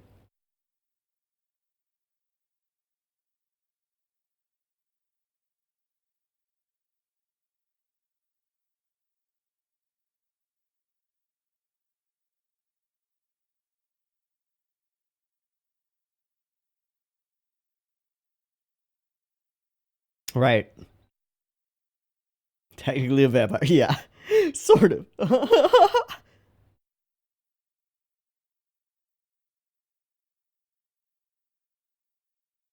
Hmm.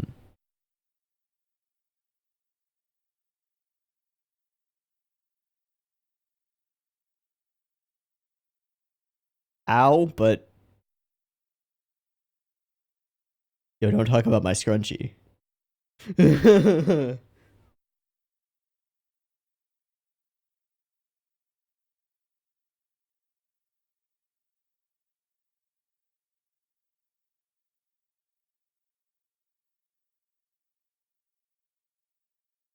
Nothing else to the. Whoa.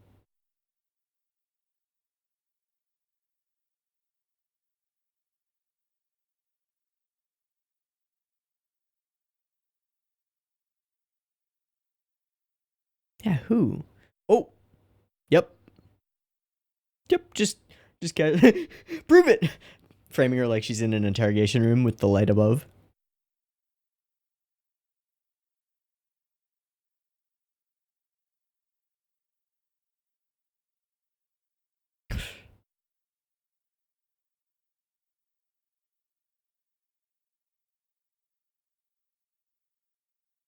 Goes all the way back then.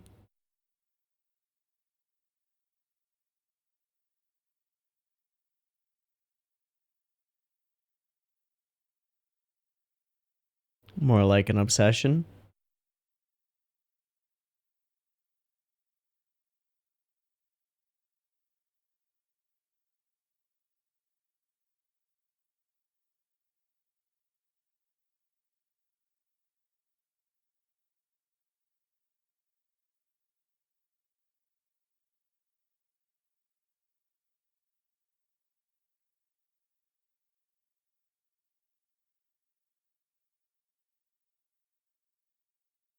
Like it wasn't there. Snake just listening, just watching, and gathering ammunition, right? But he has a girlfriend, you know. But can she be like Hanakawa? I don't think so. I don't fucking think so.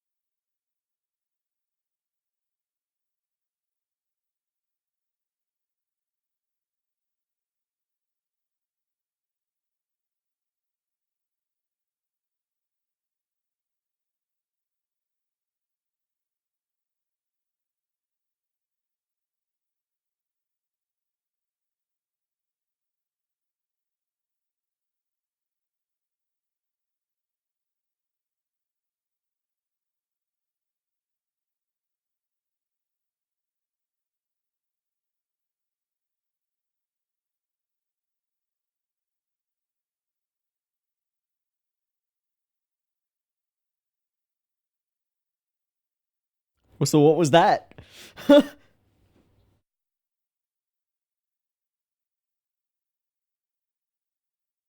He does that a lot.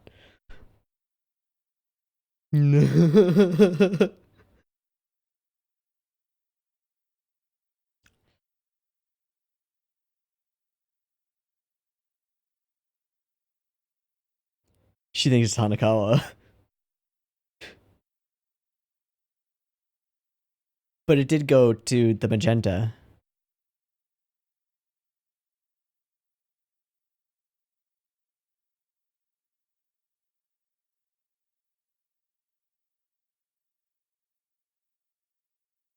It's a great line. Everyone thinks that he's the only one for her, but it's the opposite. Yeah.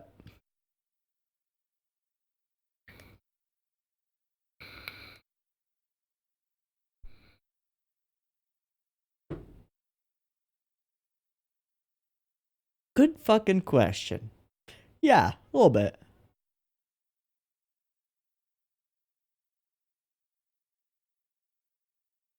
But you would if you could, wouldn't you?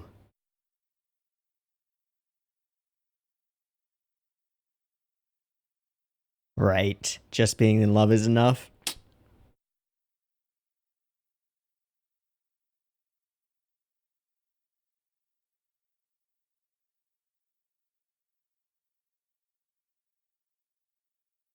Hmm. Hmm.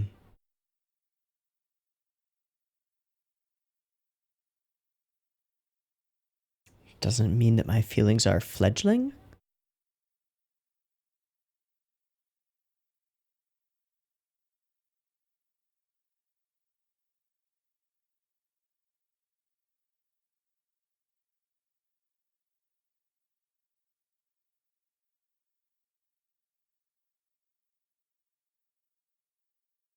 You seem happy when. Yeah.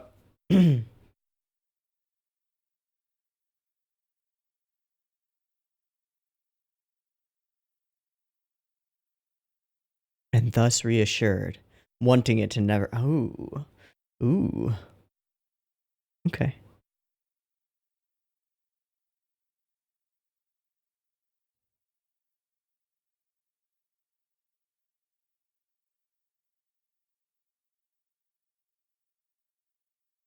So you say.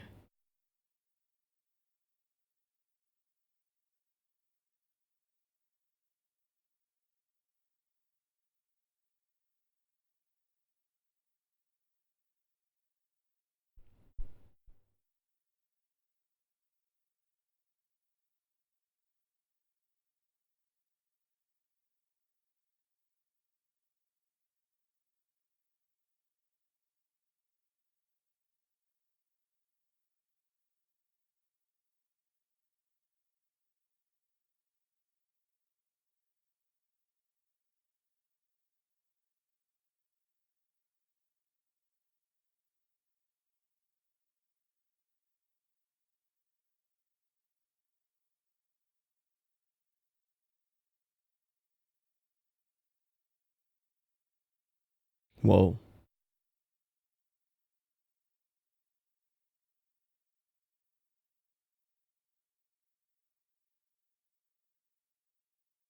At least then you would have been true to yourself. But now?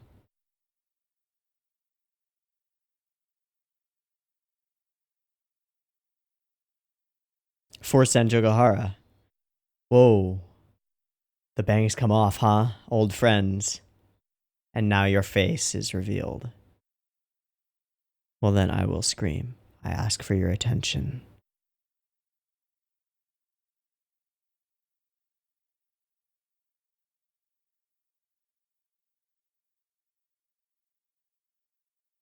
Uh-huh.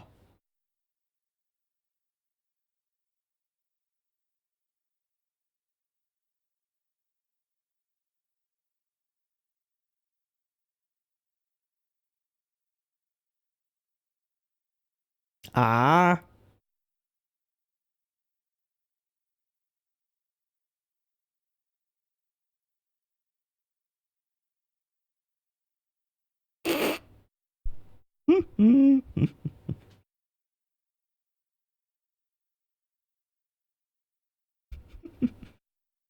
A girl I've seen somewhere else?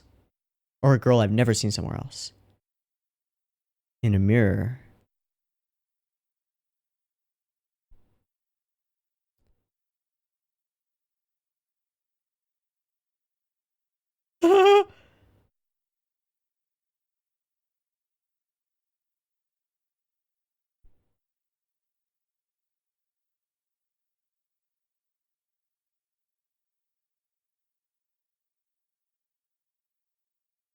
That was a different flash there. Hold on. 12-ish. Oh. Did you? Alright.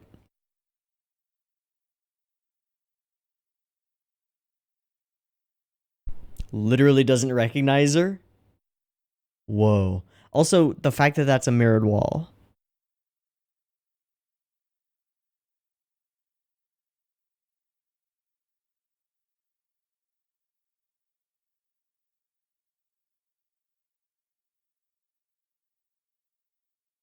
But now your bangs are gone. Does your armor work? It's not gonna work.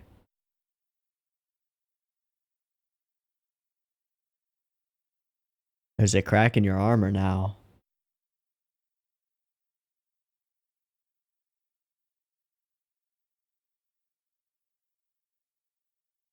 You can't hide.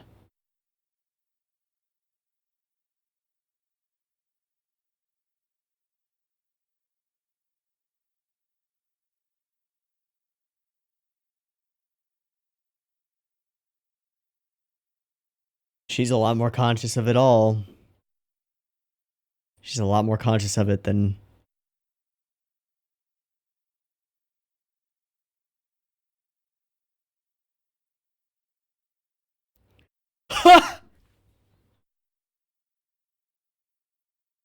Hell yeah. All right. I'm here for that.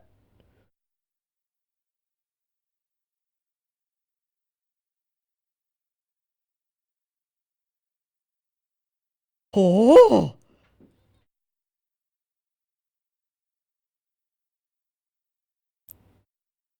I kind of really love this. She has become a total Yankee, and I love it.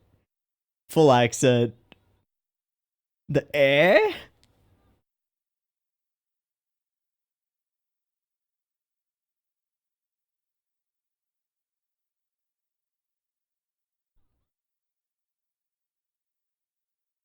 Fuck off. I am, for the extent of this scene, rooting for Sengoku.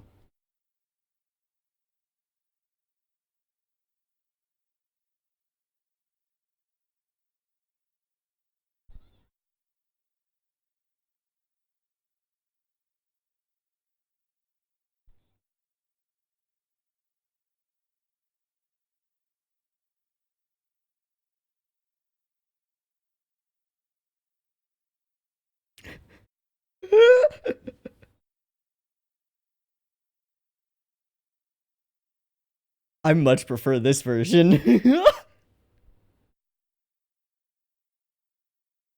Alright, all you fucking weirdos. Why y'all acting like stupid ring people?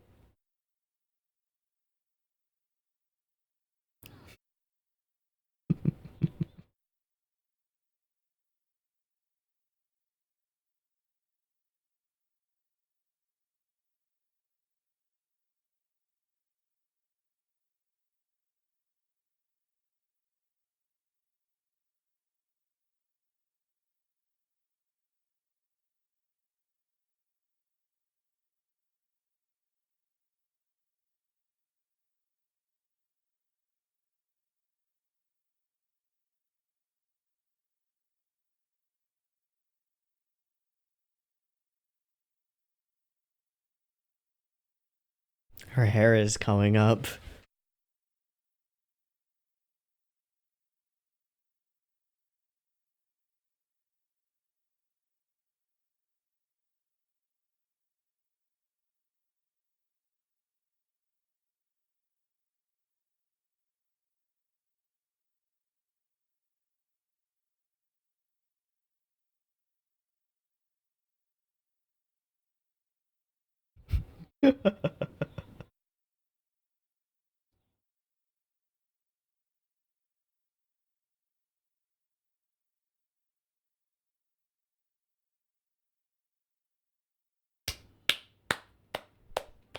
Okay then. Yeah, damn right. I would leave too.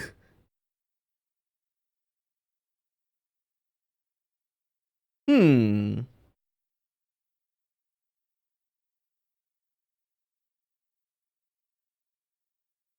Where am I going?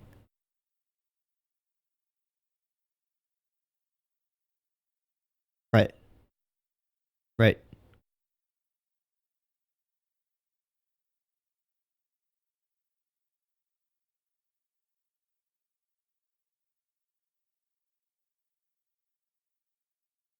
Okay.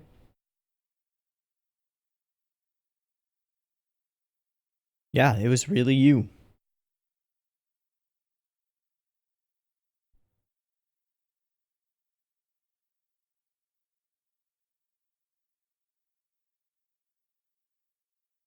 Ooh, it wasn't you, but it was your fault.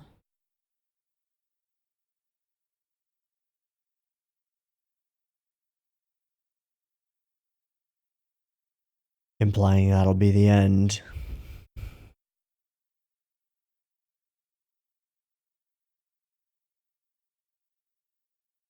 Grow my bangs back? Or just say goodbye?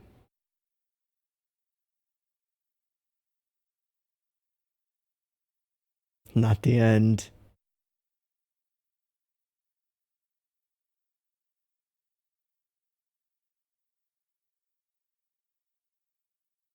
This, what?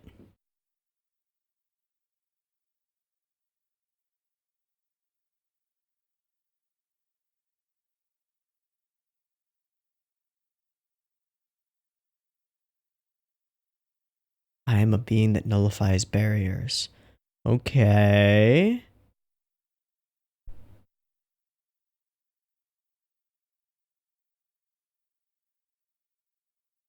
Entrusted to him. Makes sense.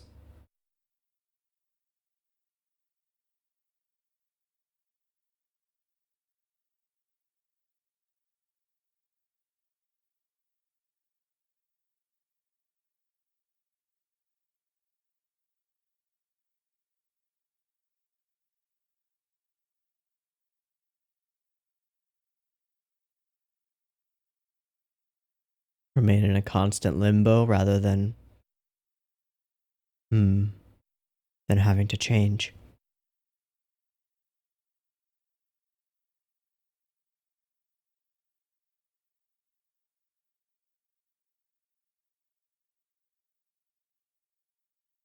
She is actually quite self-aware right now.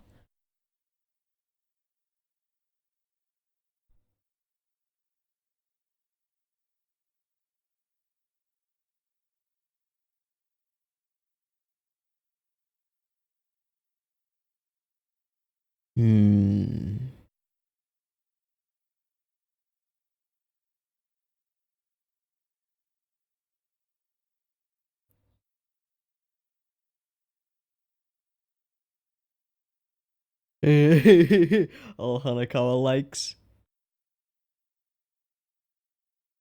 Uh-huh.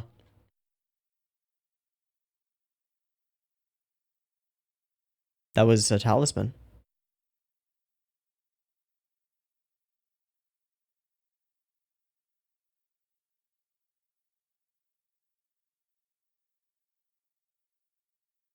A sun and Ouroboros and...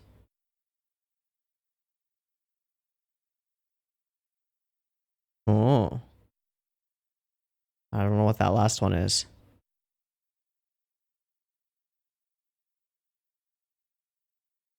What will happen when she does? Oh, and then some, I think.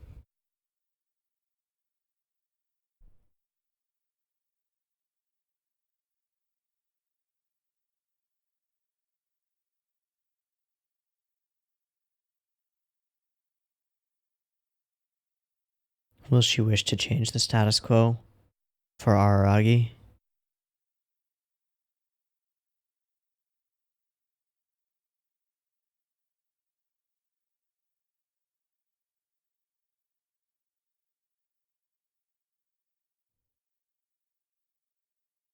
Yep, that's the only one.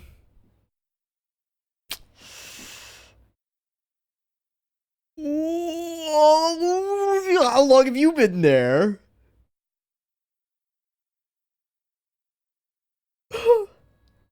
Okay.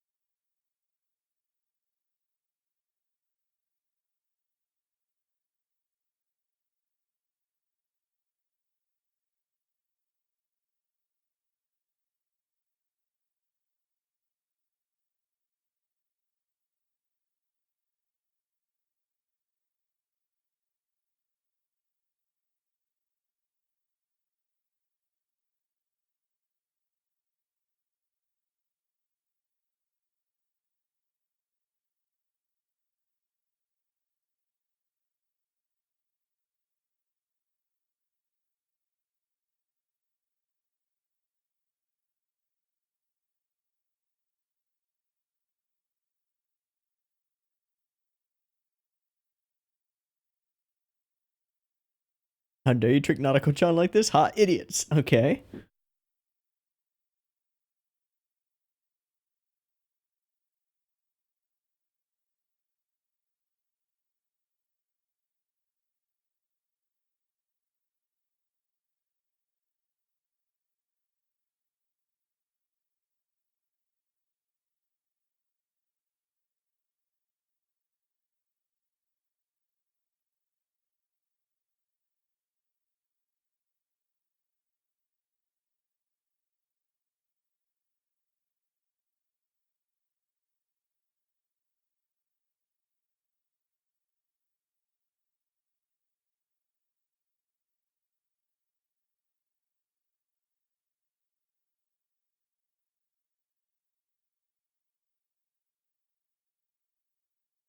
Personality changed with her hairstyle. Oh, indeed it did. Okay. So we start off with this conversation between Skihi and Nadeko, and I have to say, Skihi's good at pep talks. Sometimes. Cutest organism on Earth. And then there are a lot of things here, but I'm gonna skip over anything that doesn't seem like directly plot relevant, I think. Or directly like helpful for figuring out what's up. We do talk about the apologies again, and in this case, Skihi's like hard-headedness and willingness to go continue like pushing is really useful, because she actually not only pressures her on that I want more than just a sorry from you, but like, why are you doing this? Why are you just saying sorry? Continuing to put pressure in the same places that that Shinobu did and that have been pressured for a while. So she brings up this, yeah, technically a vampire, not a person. And there are a lot of cards throughout this conversation. I'm going to miss a lot of them. Sorry. So then Nadeko calls her out on all of it.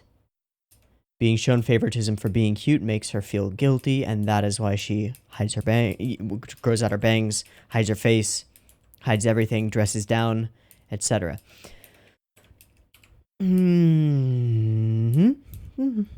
Seems right.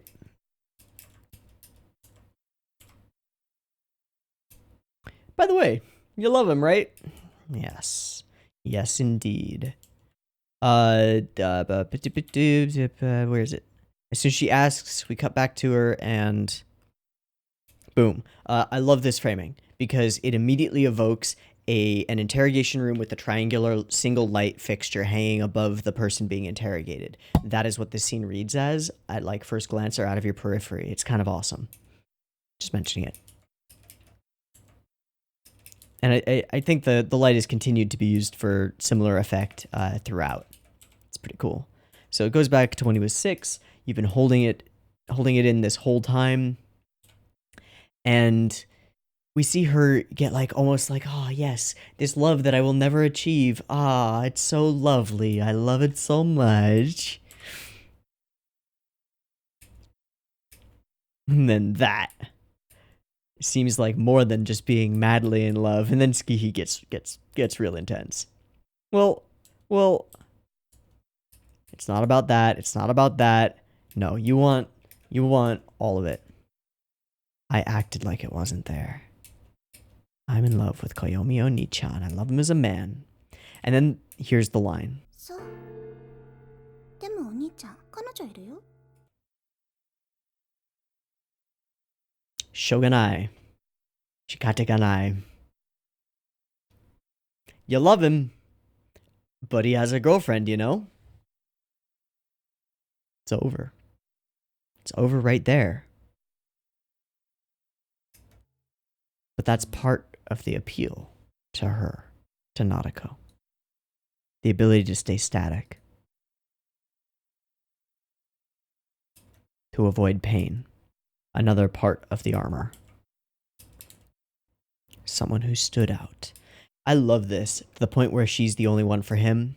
Everyone thinks he's the only one for her. But it's the other way around. I love that, because I fall into the camp of thinking he's the only one for her, and that's not true. In fact, I've said that I fall into that camp, and it has been pointed out to me that it is inaccurate. Because it is inaccurate. She is the only one for him. And not necessarily vice versa. So, yeah, the big question is, how do you continue to be in love with him? I don't plan on stealing him away, and it's not even like I could. Again, this is all part of the complex, right? The barrier that prevents her from taking action that would get her hurt. That's the problem. It's ridiculous. And so she relates it to being in love with an idol or something, and then tells her, you know, if you were actually going to go for it, I'd probably be rooting for you, even though you'd probably be hopeless and would fail, because at least you would be acting true to your intent, right? And true to your desires. At least that's the way I read it. You still do all of these extremely sexually aggressive, but entirely passive behaviors, inviting him over, wearing skimpy outfits, showing off, pretending you don't know, don't notice. It doesn't make me happy. Yes, it does.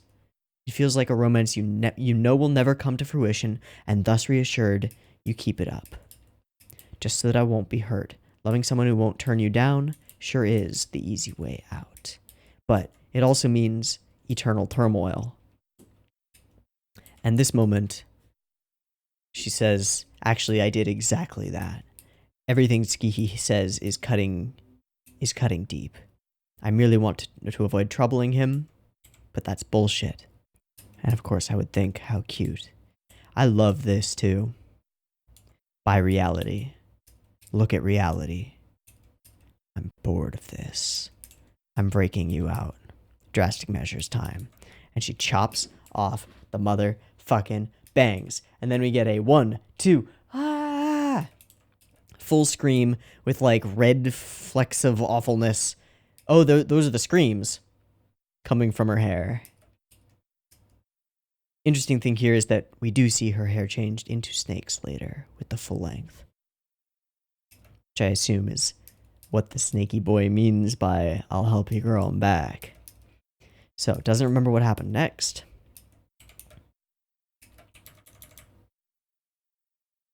Frame by frame.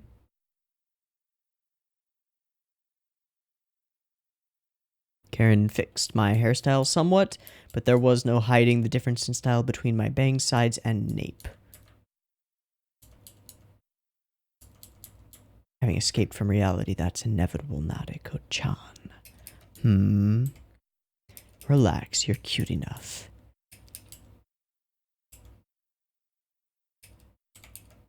What does she say when she sees herself in a mirror? A girl I've never seen before. Now, I want to bring up that again, I don't know if Oisin is using any of the Medusa myth here, but it is a mirror that defeats the Medusa eventually, so I don't know, maybe there's something to that. She does see herself in the mirror, and that is what triggers her big old change. It also reveals to us that there was a mirror here, which I didn't notice. I thought there were 2 rows of buildings.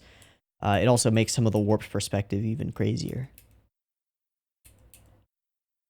So the snaky boy offers to grow them back if you can get my vessel back. And thanks to Koyomi, I got a clue.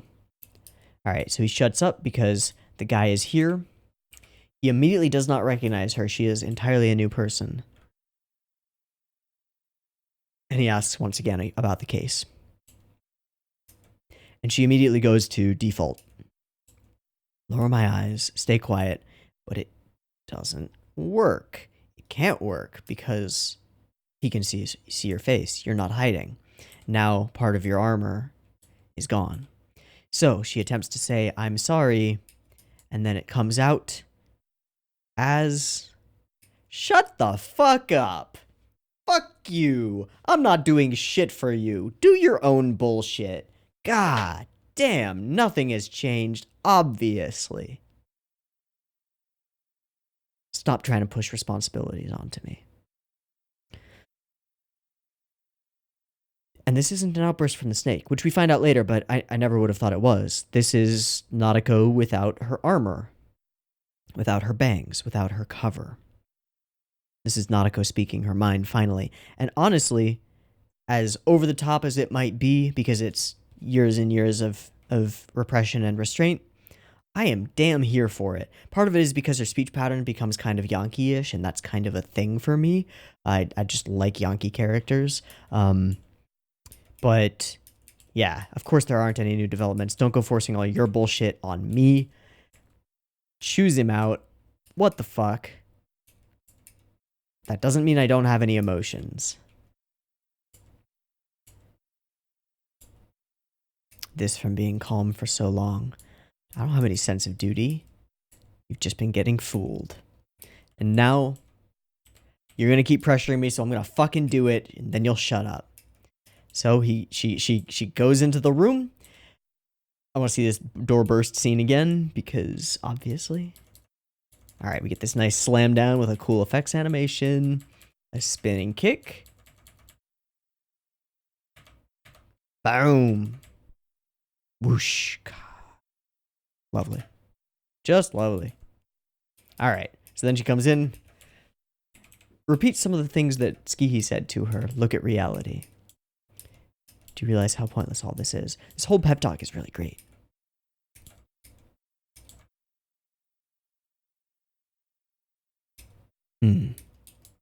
I hate all of you, but god damn it, you're my classmates.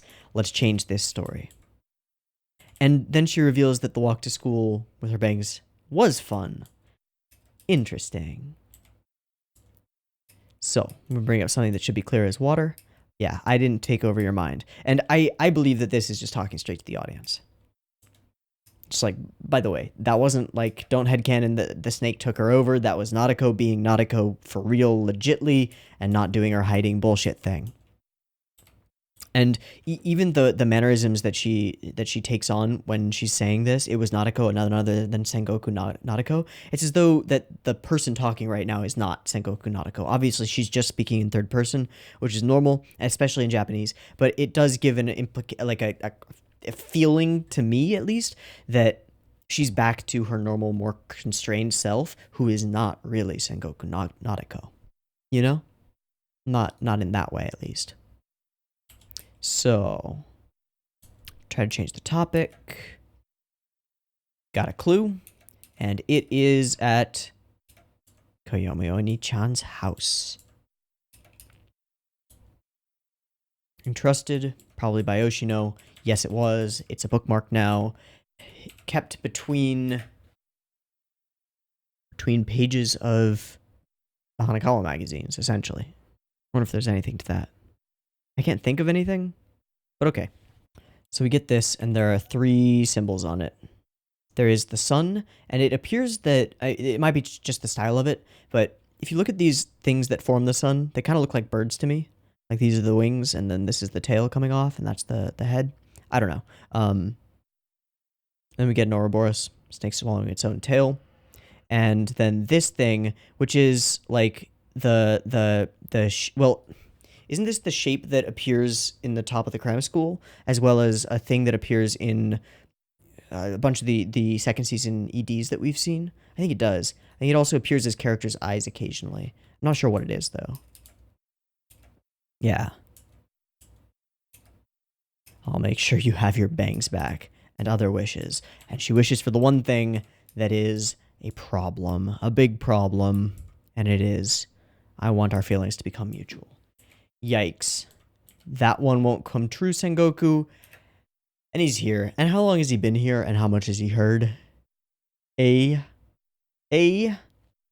boy. Well, 1 episode left. Let's get to it. I'm going to do a resync just to make absolutely sure. See you in a moment. All right, we're at the end. Otorimonogatari episode 4 is up and ready to go. Beep beep timer goes here.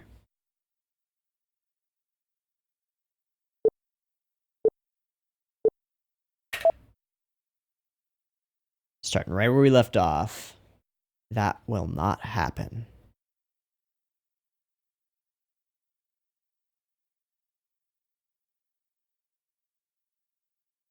That turn of, like, the way of saying her name, Sengoku Nautiko, was the same as that she used last time.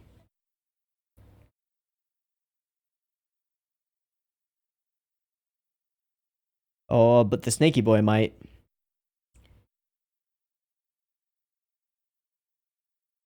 It's already free, isn't it?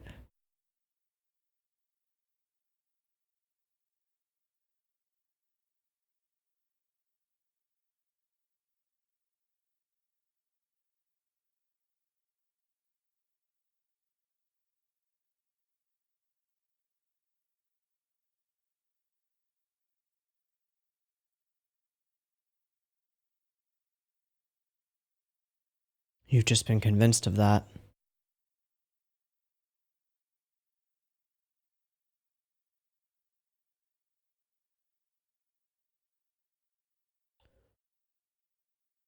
Oh.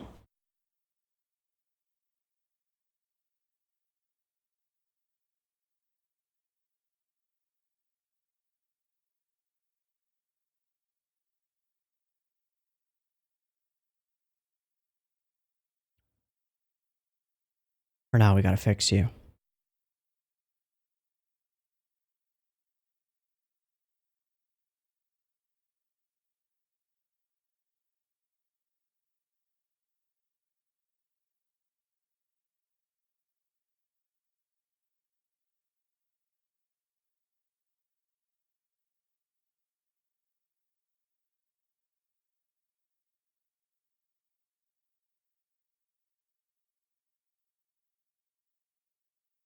Ooh.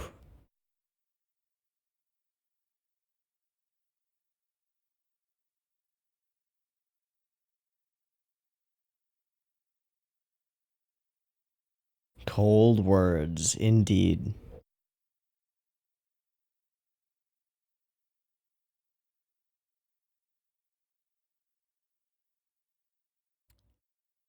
Iron-blooded, hot-blooded, cold-blooded.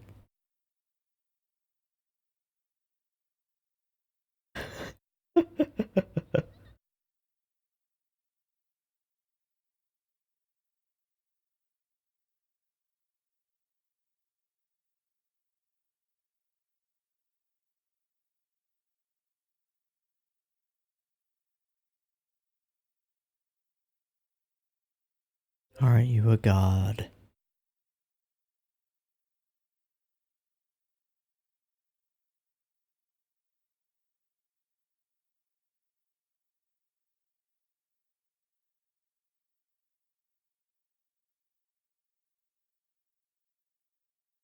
Huh. So it wasn't Oshino. It was Gaian.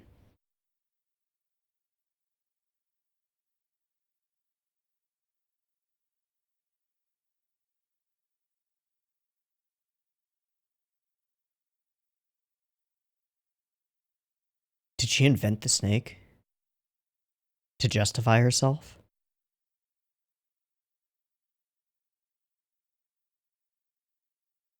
No one else has ever seen it. And when she said, I'm painfully aware of that, when he said, the only one who can hear me is you,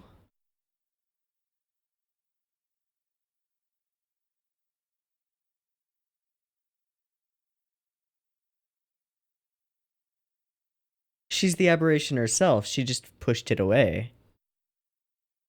Because, like everything else, she wanted an external factor to victimize her. But it's not.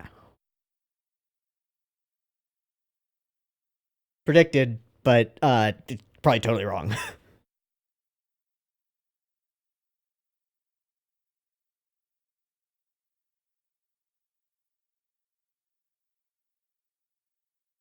I really like this OP though.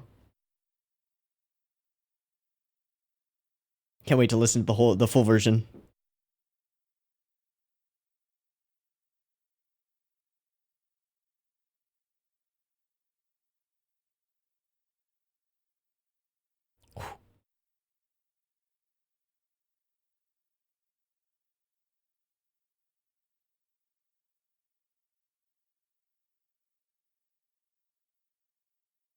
She ate it herself. Yep.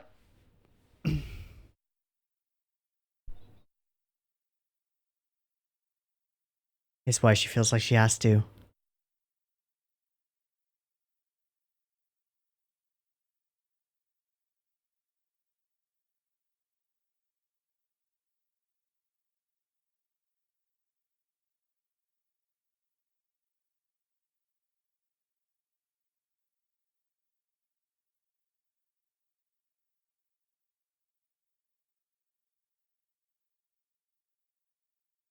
And now the jealousy. He really did. He really, really did. Ow. So is this that point when the fangs and oh my god.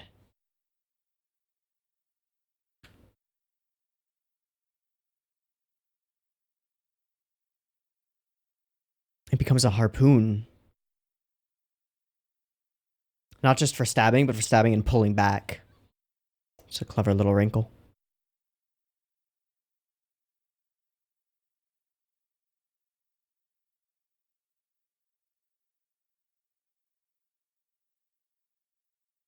As it often does. Yeah, that's a word for it.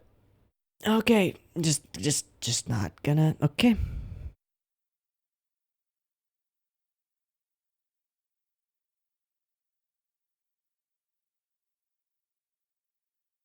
Well, they're gonna survive this, but how?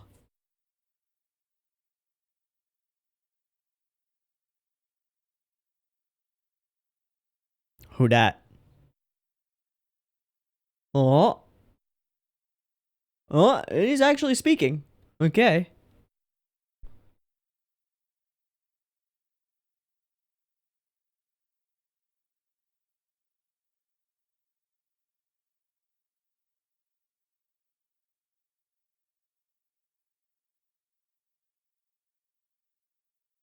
Mm-hmm. Mm-hmm. Mm-hmm.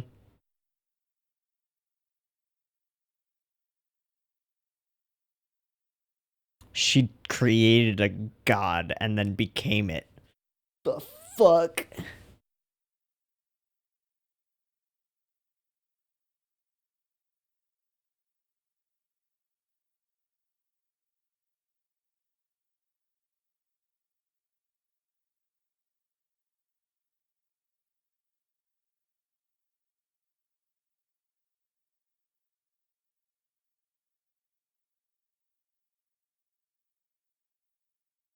It's just you.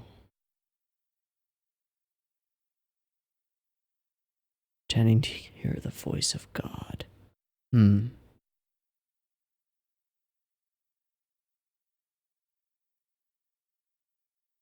True. True.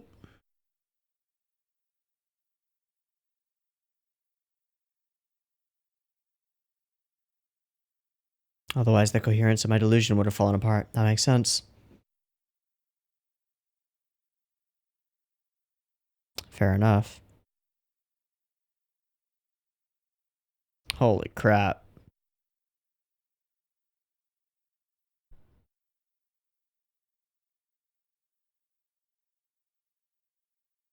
But Ogi disagrees with that.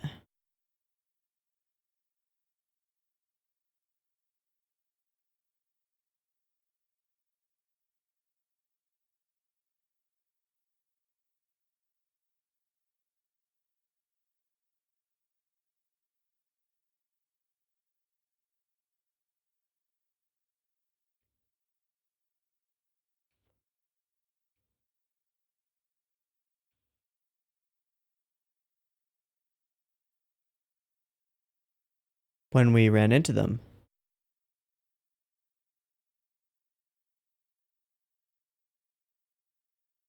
Ah.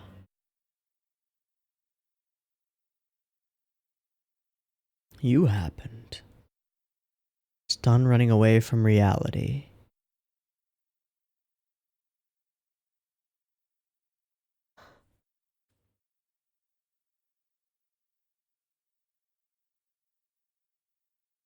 Alright. Yeah, you're pretty much a god.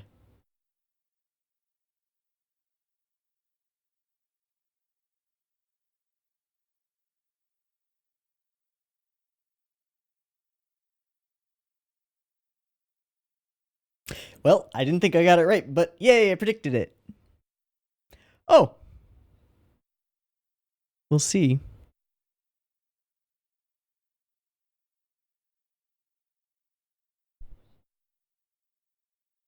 2 months.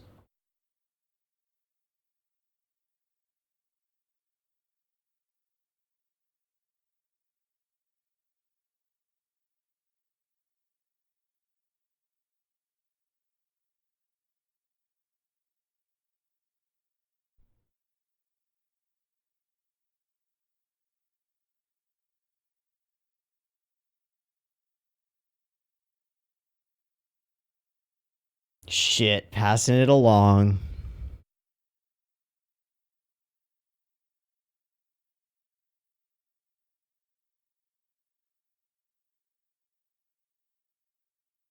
Ah. That's why she ends up with the when she lets herself loose.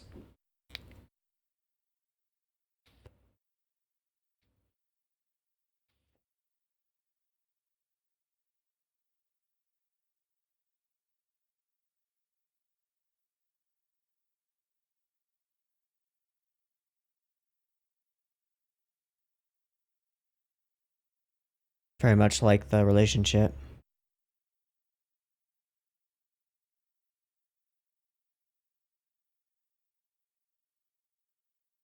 Oh?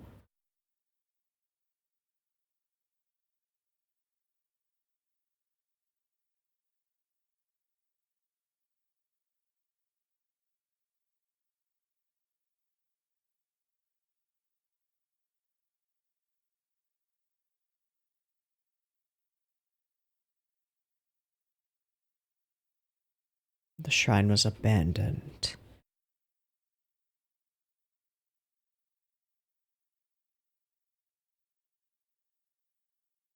That was that morning?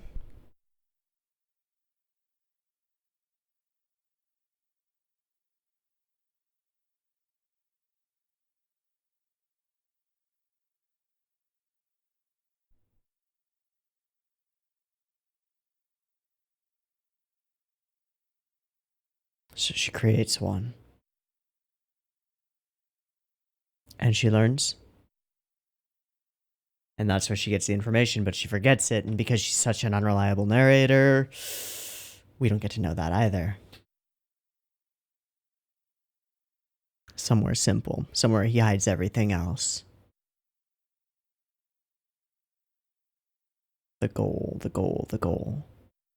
So she invented a god to tell her to do it, though she knew how to do it and knew there was no god.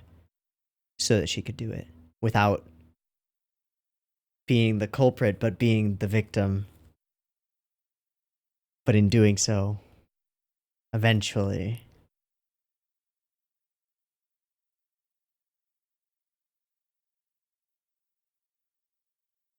True. The time that was stolen. Hey. Wow. All right. Oh, we got a Twitch. We got a Raggy Twitch. Right.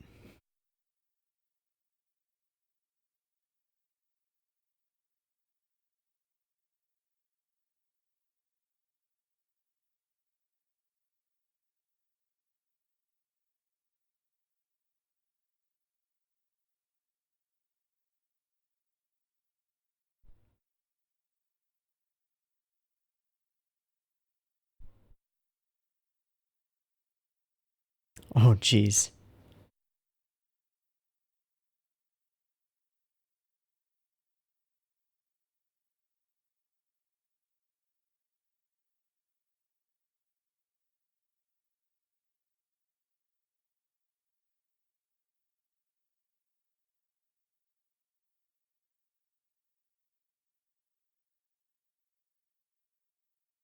So they would give you a key.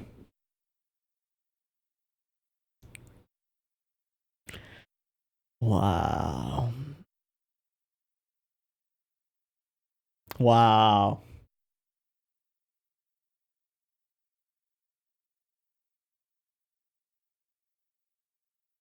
Wow, back to the beginning.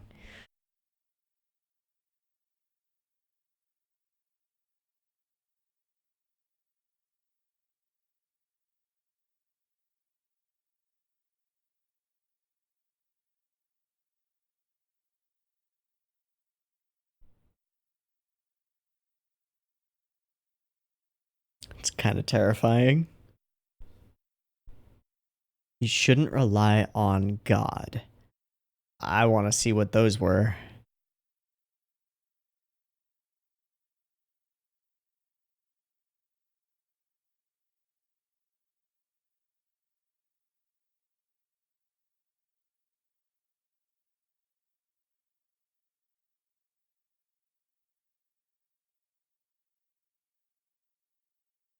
I'm so glad you're back, Shinobu. Oh, I'm sorry for not talking so much right now, but like this is just awesome.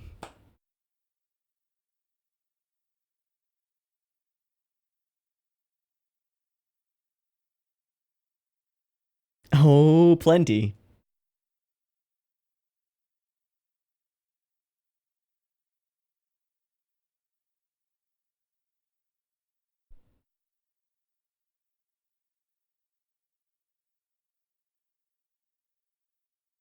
Mm. Mm-hmm.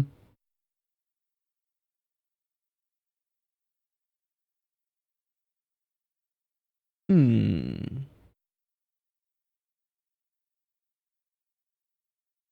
Niece pretender?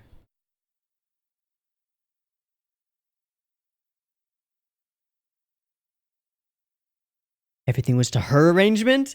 Yo, we are throwing shade on Ogi. Okay. Huh? She stopped moving. She was still. She's not dead. Put a try in there. Hmm.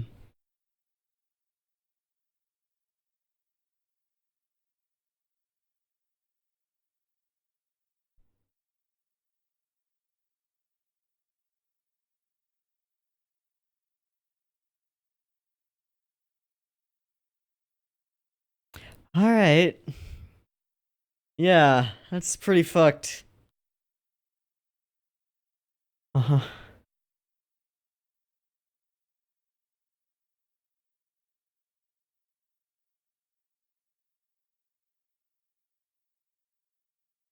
Uh,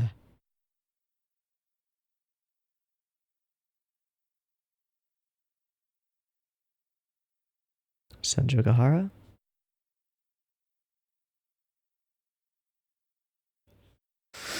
Oh, shit!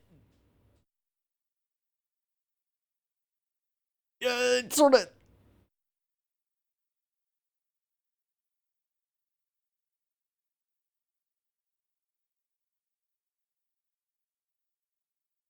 Hey, Tagi, what do you have? Oh.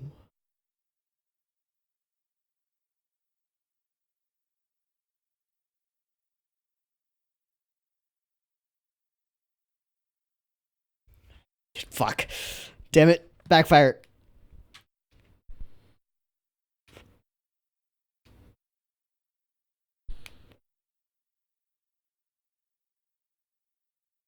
Please.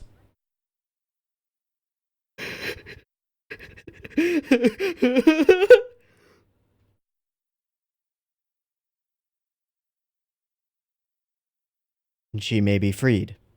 Right. Right. Bad idea. Also, if you it becomes impossible. It's completely impossible. If you kill Araragi, Shinobu will kill you. Yeah, but then Shinobu and Araragi. Oh no. Yeah. I believe it. 100% believe it.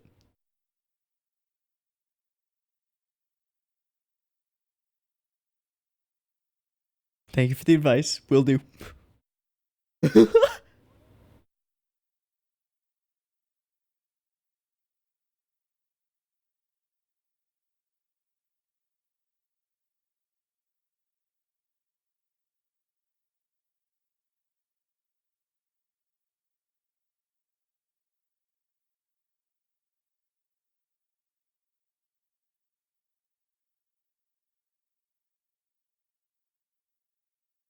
How much time?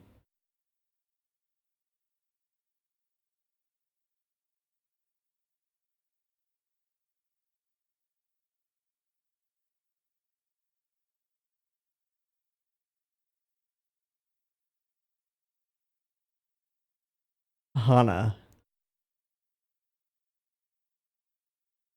That's got to be that would make sense, right? Okay.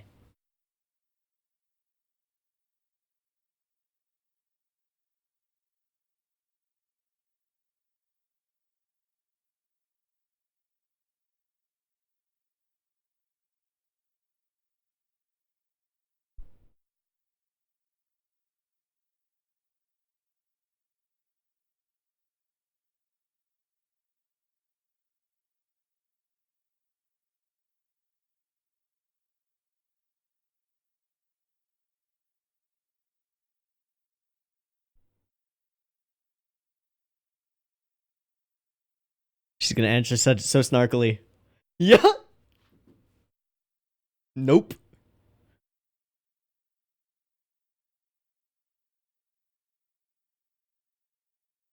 Fuck you. All right.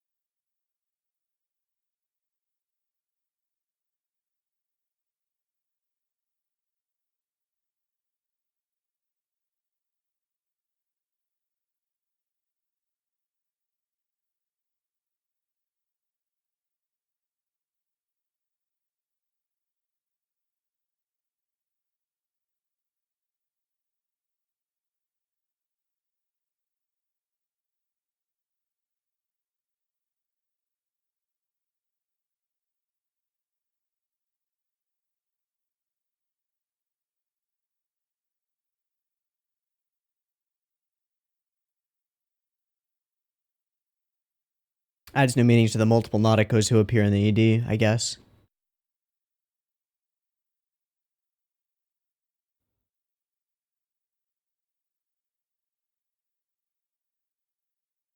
All right, we should get a preview and... Oh, there's more. There is much more. Whoa, whoa, whoa, whoa, whoa, whoa.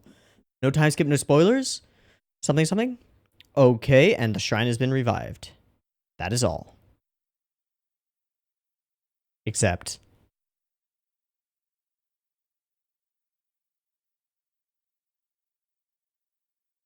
Okay.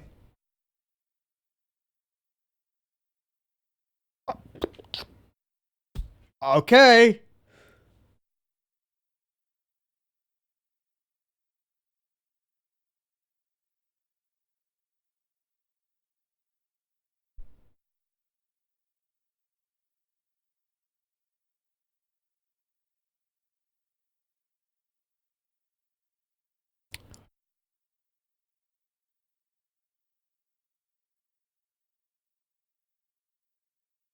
Hmm.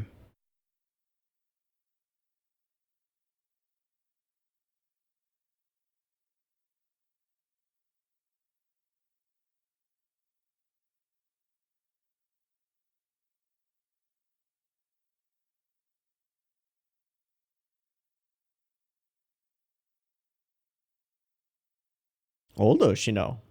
Wait. Yeah. Old Shinobu. Indeed. Last boss. You are a god.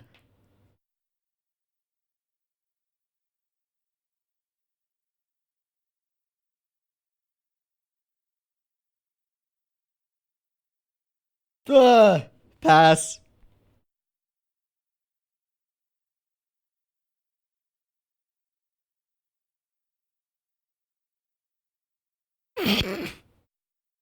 Oh shit. Such a bad pun. Okay.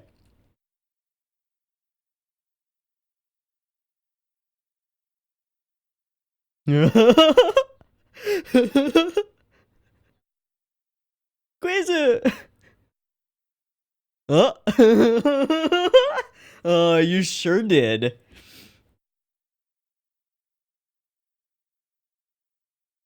Albino snake. Okay.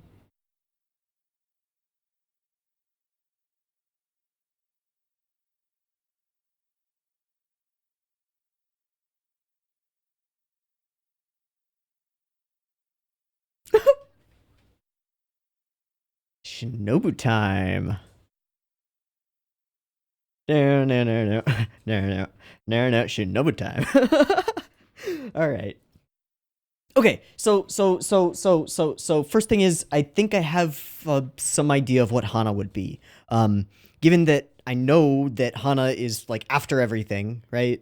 And I know that Hana would have been before this if I had watched it in the specifically like perfect LN order thing. So Hana's the after graduation thing, right? And because I know that we like to sometimes go and tell us about the future a bunch and then figure out how we got to this point, we probably would have opened Hana on like, what the fuck? Nadeko's a god and we gotta follow through on the deal and what the hell are we talking about and all that stuff, and it would have been fun mystery. That said, I'm still sticking with the decision that I made. That's fine. So I think I've got an idea of what that might have been. Obviously, I don't actually have any idea what that would have been. If I was right when I just said any of that, that's completely just guessing. Like, I don't fucking know. But that seems to be the case. And it seems like Nadeko will be out of the way for 6 months, which sounds like enough time to do all of the rest of the arcs in second season, at least. So, well, actually, you know what? Before we go through this episode, let's just talk like general impressions of Otori.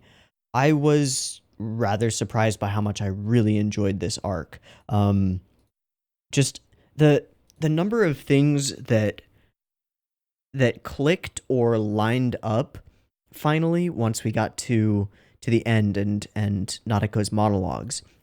A number of them being bigger things that I had suspected, but more impressive to me almost are the little things that sort of click in my head that are like, oh, when she said that, there was maybe another meaning to it.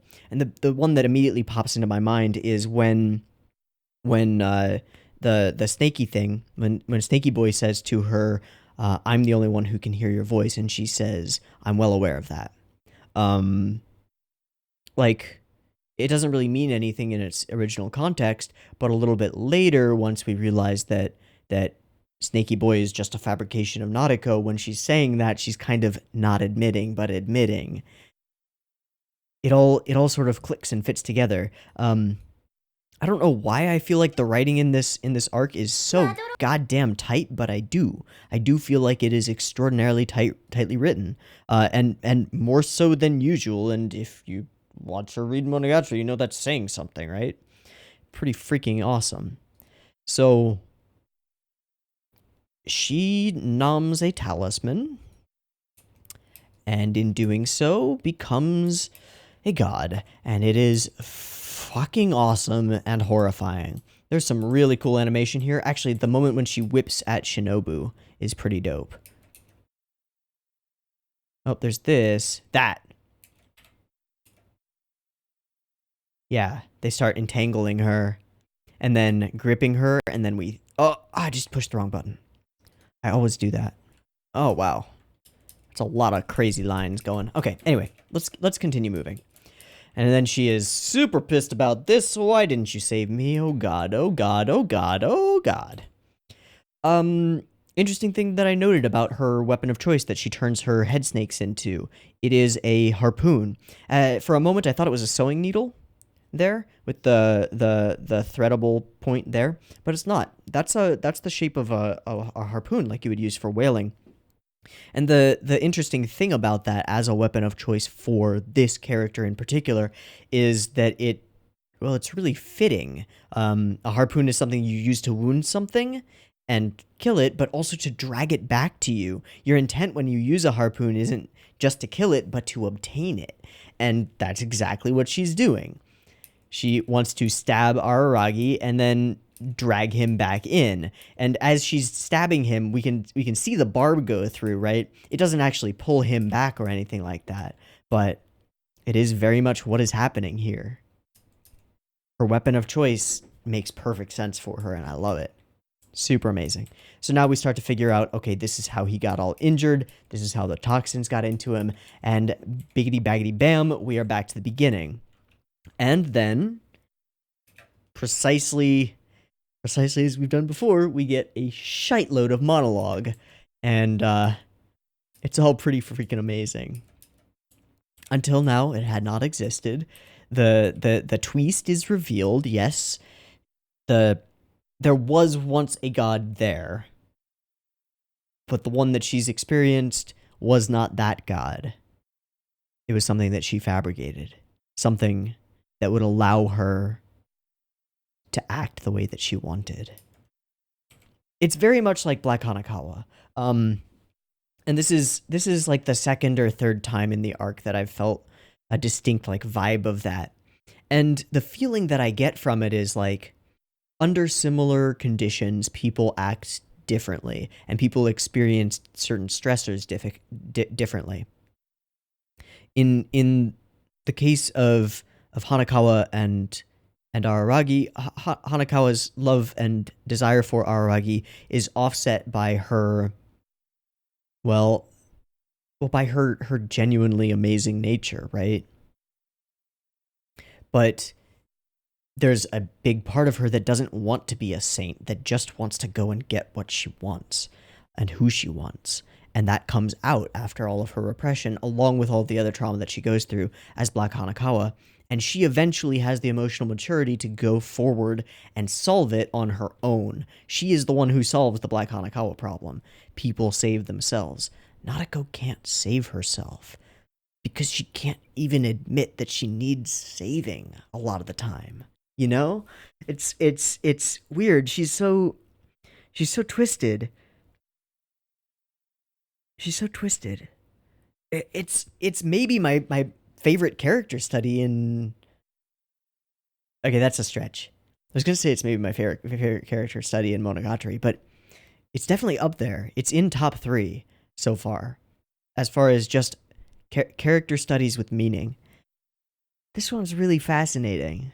And I think that relating it to Black Hanakawa as like two sides of a coin, or another possible option, that you just double down and double down and double down on your repression, your lies to yourself and others, and eventually become the aberration itself.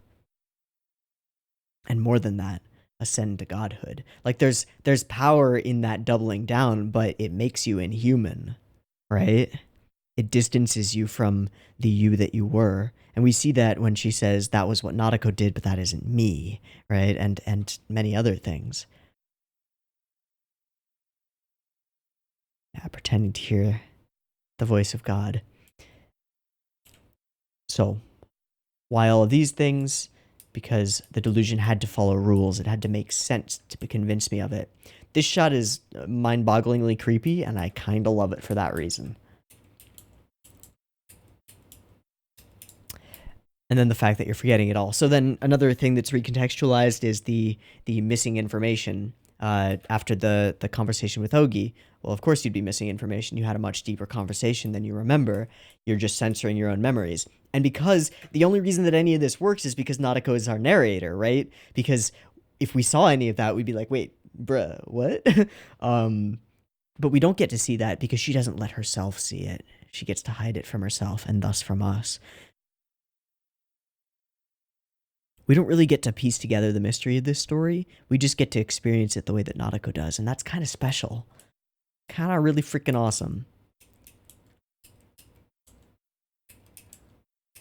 Because Kuchinawa-san is me. So, it occurred in very much the same way that the reemergences of Black Hanakawa occurred after seeing Araragi with Sendogahara. The same thing occurs to Nadeko, but she goes a very different route with it. A route that requires lies and guilt and self-guilt and shame, self-deception to the utmost. Oh, it's fascinating. How far would you go? How much of yourself would you destroy? No meaning to do it here, and you were told that morning. Then we have the reveal. Oh. Wait.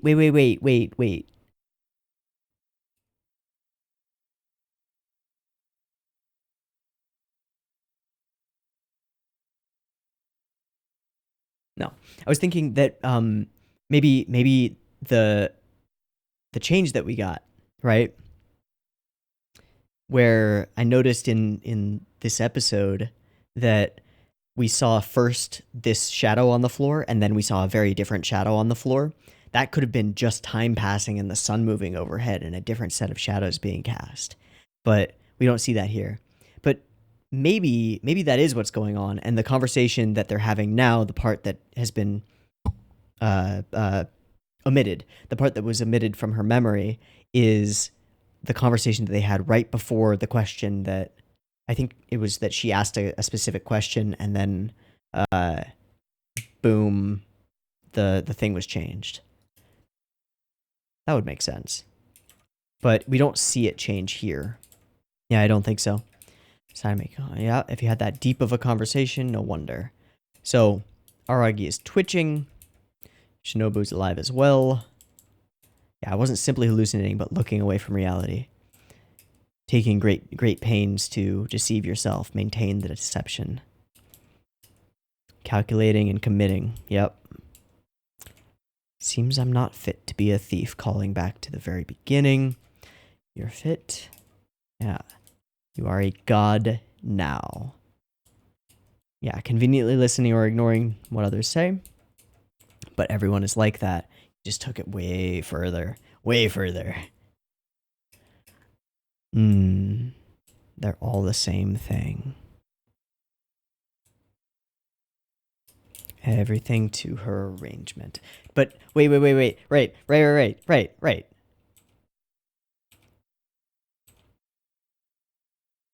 Wouldn't explain how my nocturnal self was able to stay active during daylight hours. Correct. But then that niece pretender has one up on me.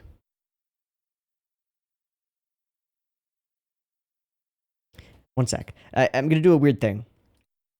I'm gonna use my Discord bot for this. Okay. So no listed aliases for Meimei Oshino. I was just wondering if she had ever called him something like Pretender or something like that. Just in case that niece Pretender was like some other separate reference to Oshino, to Meimei. Gotta specify them now, I guess. But she is calling her niece Pretender, like pretender to be a niece. Or perhaps she's a pretender of something else, but is a niece. In any case, we're throwing some shade on Ogi. Everything was to her arrangement. So, implication here is that everything that has happened with Nadeko was caused intentionally by Oshino Ogi. So, I'm going to continue to distrust that person big time. And then she gets real insane. Yeah, if I mean to have an unrequited love, it'd be better with somebody who's already dead. And I didn't want to make more trouble for him, so I'm going to kill him. And even her snaky boy is just like, yo, dude. Yo, dude, chill. You're kind of insane right now. But that's Nadeko, not me. And then the phone rings, and instantly it is not raining. And instantly it is light. And instantly Senjukahara Hitagi is on the phone and aware. Something else that Ogi Oshino has arranged, perhaps? I don't know. And then they make a deal. And the deal essentially is, look, if you kill any of us, the rest of us are gonna kill you, and everything else is gonna be bad. Don't do that. Let's make a deal. So, that is what we do. 6 months' time, we will all show up of our own accord and allow you to kill us. She is a god. How will they fight a god? I don't know. I do not know. I have no idea. In any case, we do the thing. It's great. Wishes for a wish. I want 6 months. If you're a god, it really doesn't matter to you. If your killing intent is real, it really doesn't matter to you. It's no laughing matter, but Senjukahara still laughs. And I love this. She says, maybe in different circumstances, we could have been friends. Classic line. Yeah, fuck you. No. I hate you. I hate you even more than my former self. Yeah. Perfect. And then we end with a not ending, where we have Nadeko, and then I assume that once we letterbox, that these scenes are from Hana, considering that it was probably in production relatively simultaneously. So we get scenes from there. Lots of things have changed. She's wearing her full hair. As crazy as she is, she has definitely, like, accepted some parts of herself, which is nice. I guess being a god helps with that. I would assume so. Shinobu is adolescent Shinobu now. Got 6 months to figure out how that happens. Okay. I think that's the biggest wrinkle, though. And then we get a couple of scenes of snaky fights. So a big wall of CG snakes in sort of fractally patterns. Welcome, Koyomi Oni-chan. I'll show you some love. Fucking terrifying, Nadeko. And she just, dumps him into... Yeah, so we're shown scenes that imply that they are going to lose, and she dumps him into a box to keep him forever. Okay, gonna assume that there's probably a way out of that situation, though I have no idea what it might be. We did kind of Deus Ex and Jogahara here at the end. Not that it wasn't, justified or anything. It totally was, but I couldn't have predicted it beforehand. All in all, cool arc, cool character study. I think I understand at least a little bit, the littlest bit, why people might not like Nadeko. She's kind of crazy. She's kind of crazy, but that doesn't really do it justice. She is worse than that. She is actively, self-deceptively malicious, and so yeah, all right, gotcha. She's also horribly confused, in tons of emotional turmoil, has never been able to relate to herself or understand herself or her feelings, let alone express them.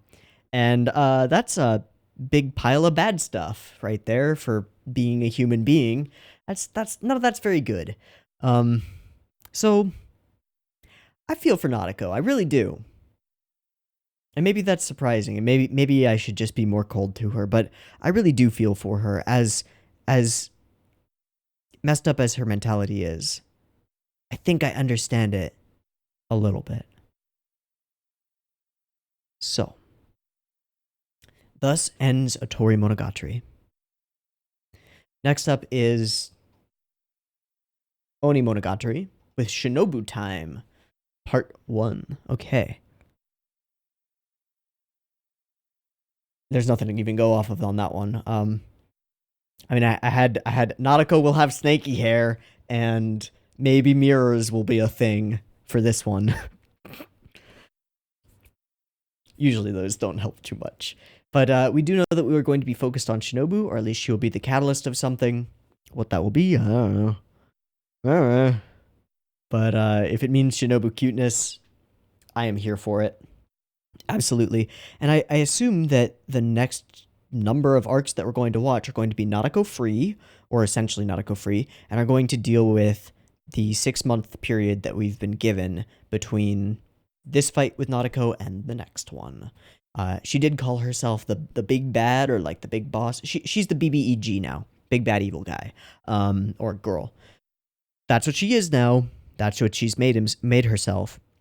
I think that's pretty interesting that we have a character that Oisin chose to have a character become that themselves and self-proclaim as BBEG. Hey, I'm the last boss. Hello. You'll see me at the end. That's pretty cool. I like it. I think the final thing is that I don't... I would never want to meet Nadeko, but I am super glad that she is in this show. How about that? I don't like her as a person, but as an interesting character study, as a foil for Hanakawa in a sense, as an interesting obstacle for everybody else to deal with, she's really fascinating. And as a means for giving us an arc with an unreliable narrator who actively and intentionally misleads us, because she's actively and intentionally misleading herself, and we are misled even in her deepest thoughts, which we experience as cards. That's pretty fucking cool. I gotta say, from just a storytelling thing, that's pretty cool. I like it a lot. This is a cool arc. Actually, because this arc is so cool, I'm kind of excited to eventually watch Hana and then come back here and then watch it again and get the experience of Hana before Otori, because that could be interesting. In any case, we will plan to watch Hana at the end of 2nd season. So we've got a couple arcs to go here. Yeah, we've got Oni and Koi and Hana. Okie dokie. Well, that's what we're going to do then. I hope that's right. If it's not right, let me know. And again, sorry if you were really hoping for Hana first. Sorry. Okay, I think I'm blathering at this point, so let's wrap this up. I've been Teeaboo. This has been all of Otorimonogatari. Wasn't sure we would do it all, but we did. Nice. Actually, I feel pretty solid about the discussions on this one. Pretty good. I think taking a break in the middle was actually a really good move. Grabbing some food, making sure I'm hydrated, getting the room cooled down a little bit. That was really good. And if we end up doing a 4-piece in the future, I will do that again for sure. Anyway, I've been Teeaboo. This has been Otori. I hope you've enjoyed it as much as I have, and I hope to catch you next week in Shinobu Time. See you then. Peace.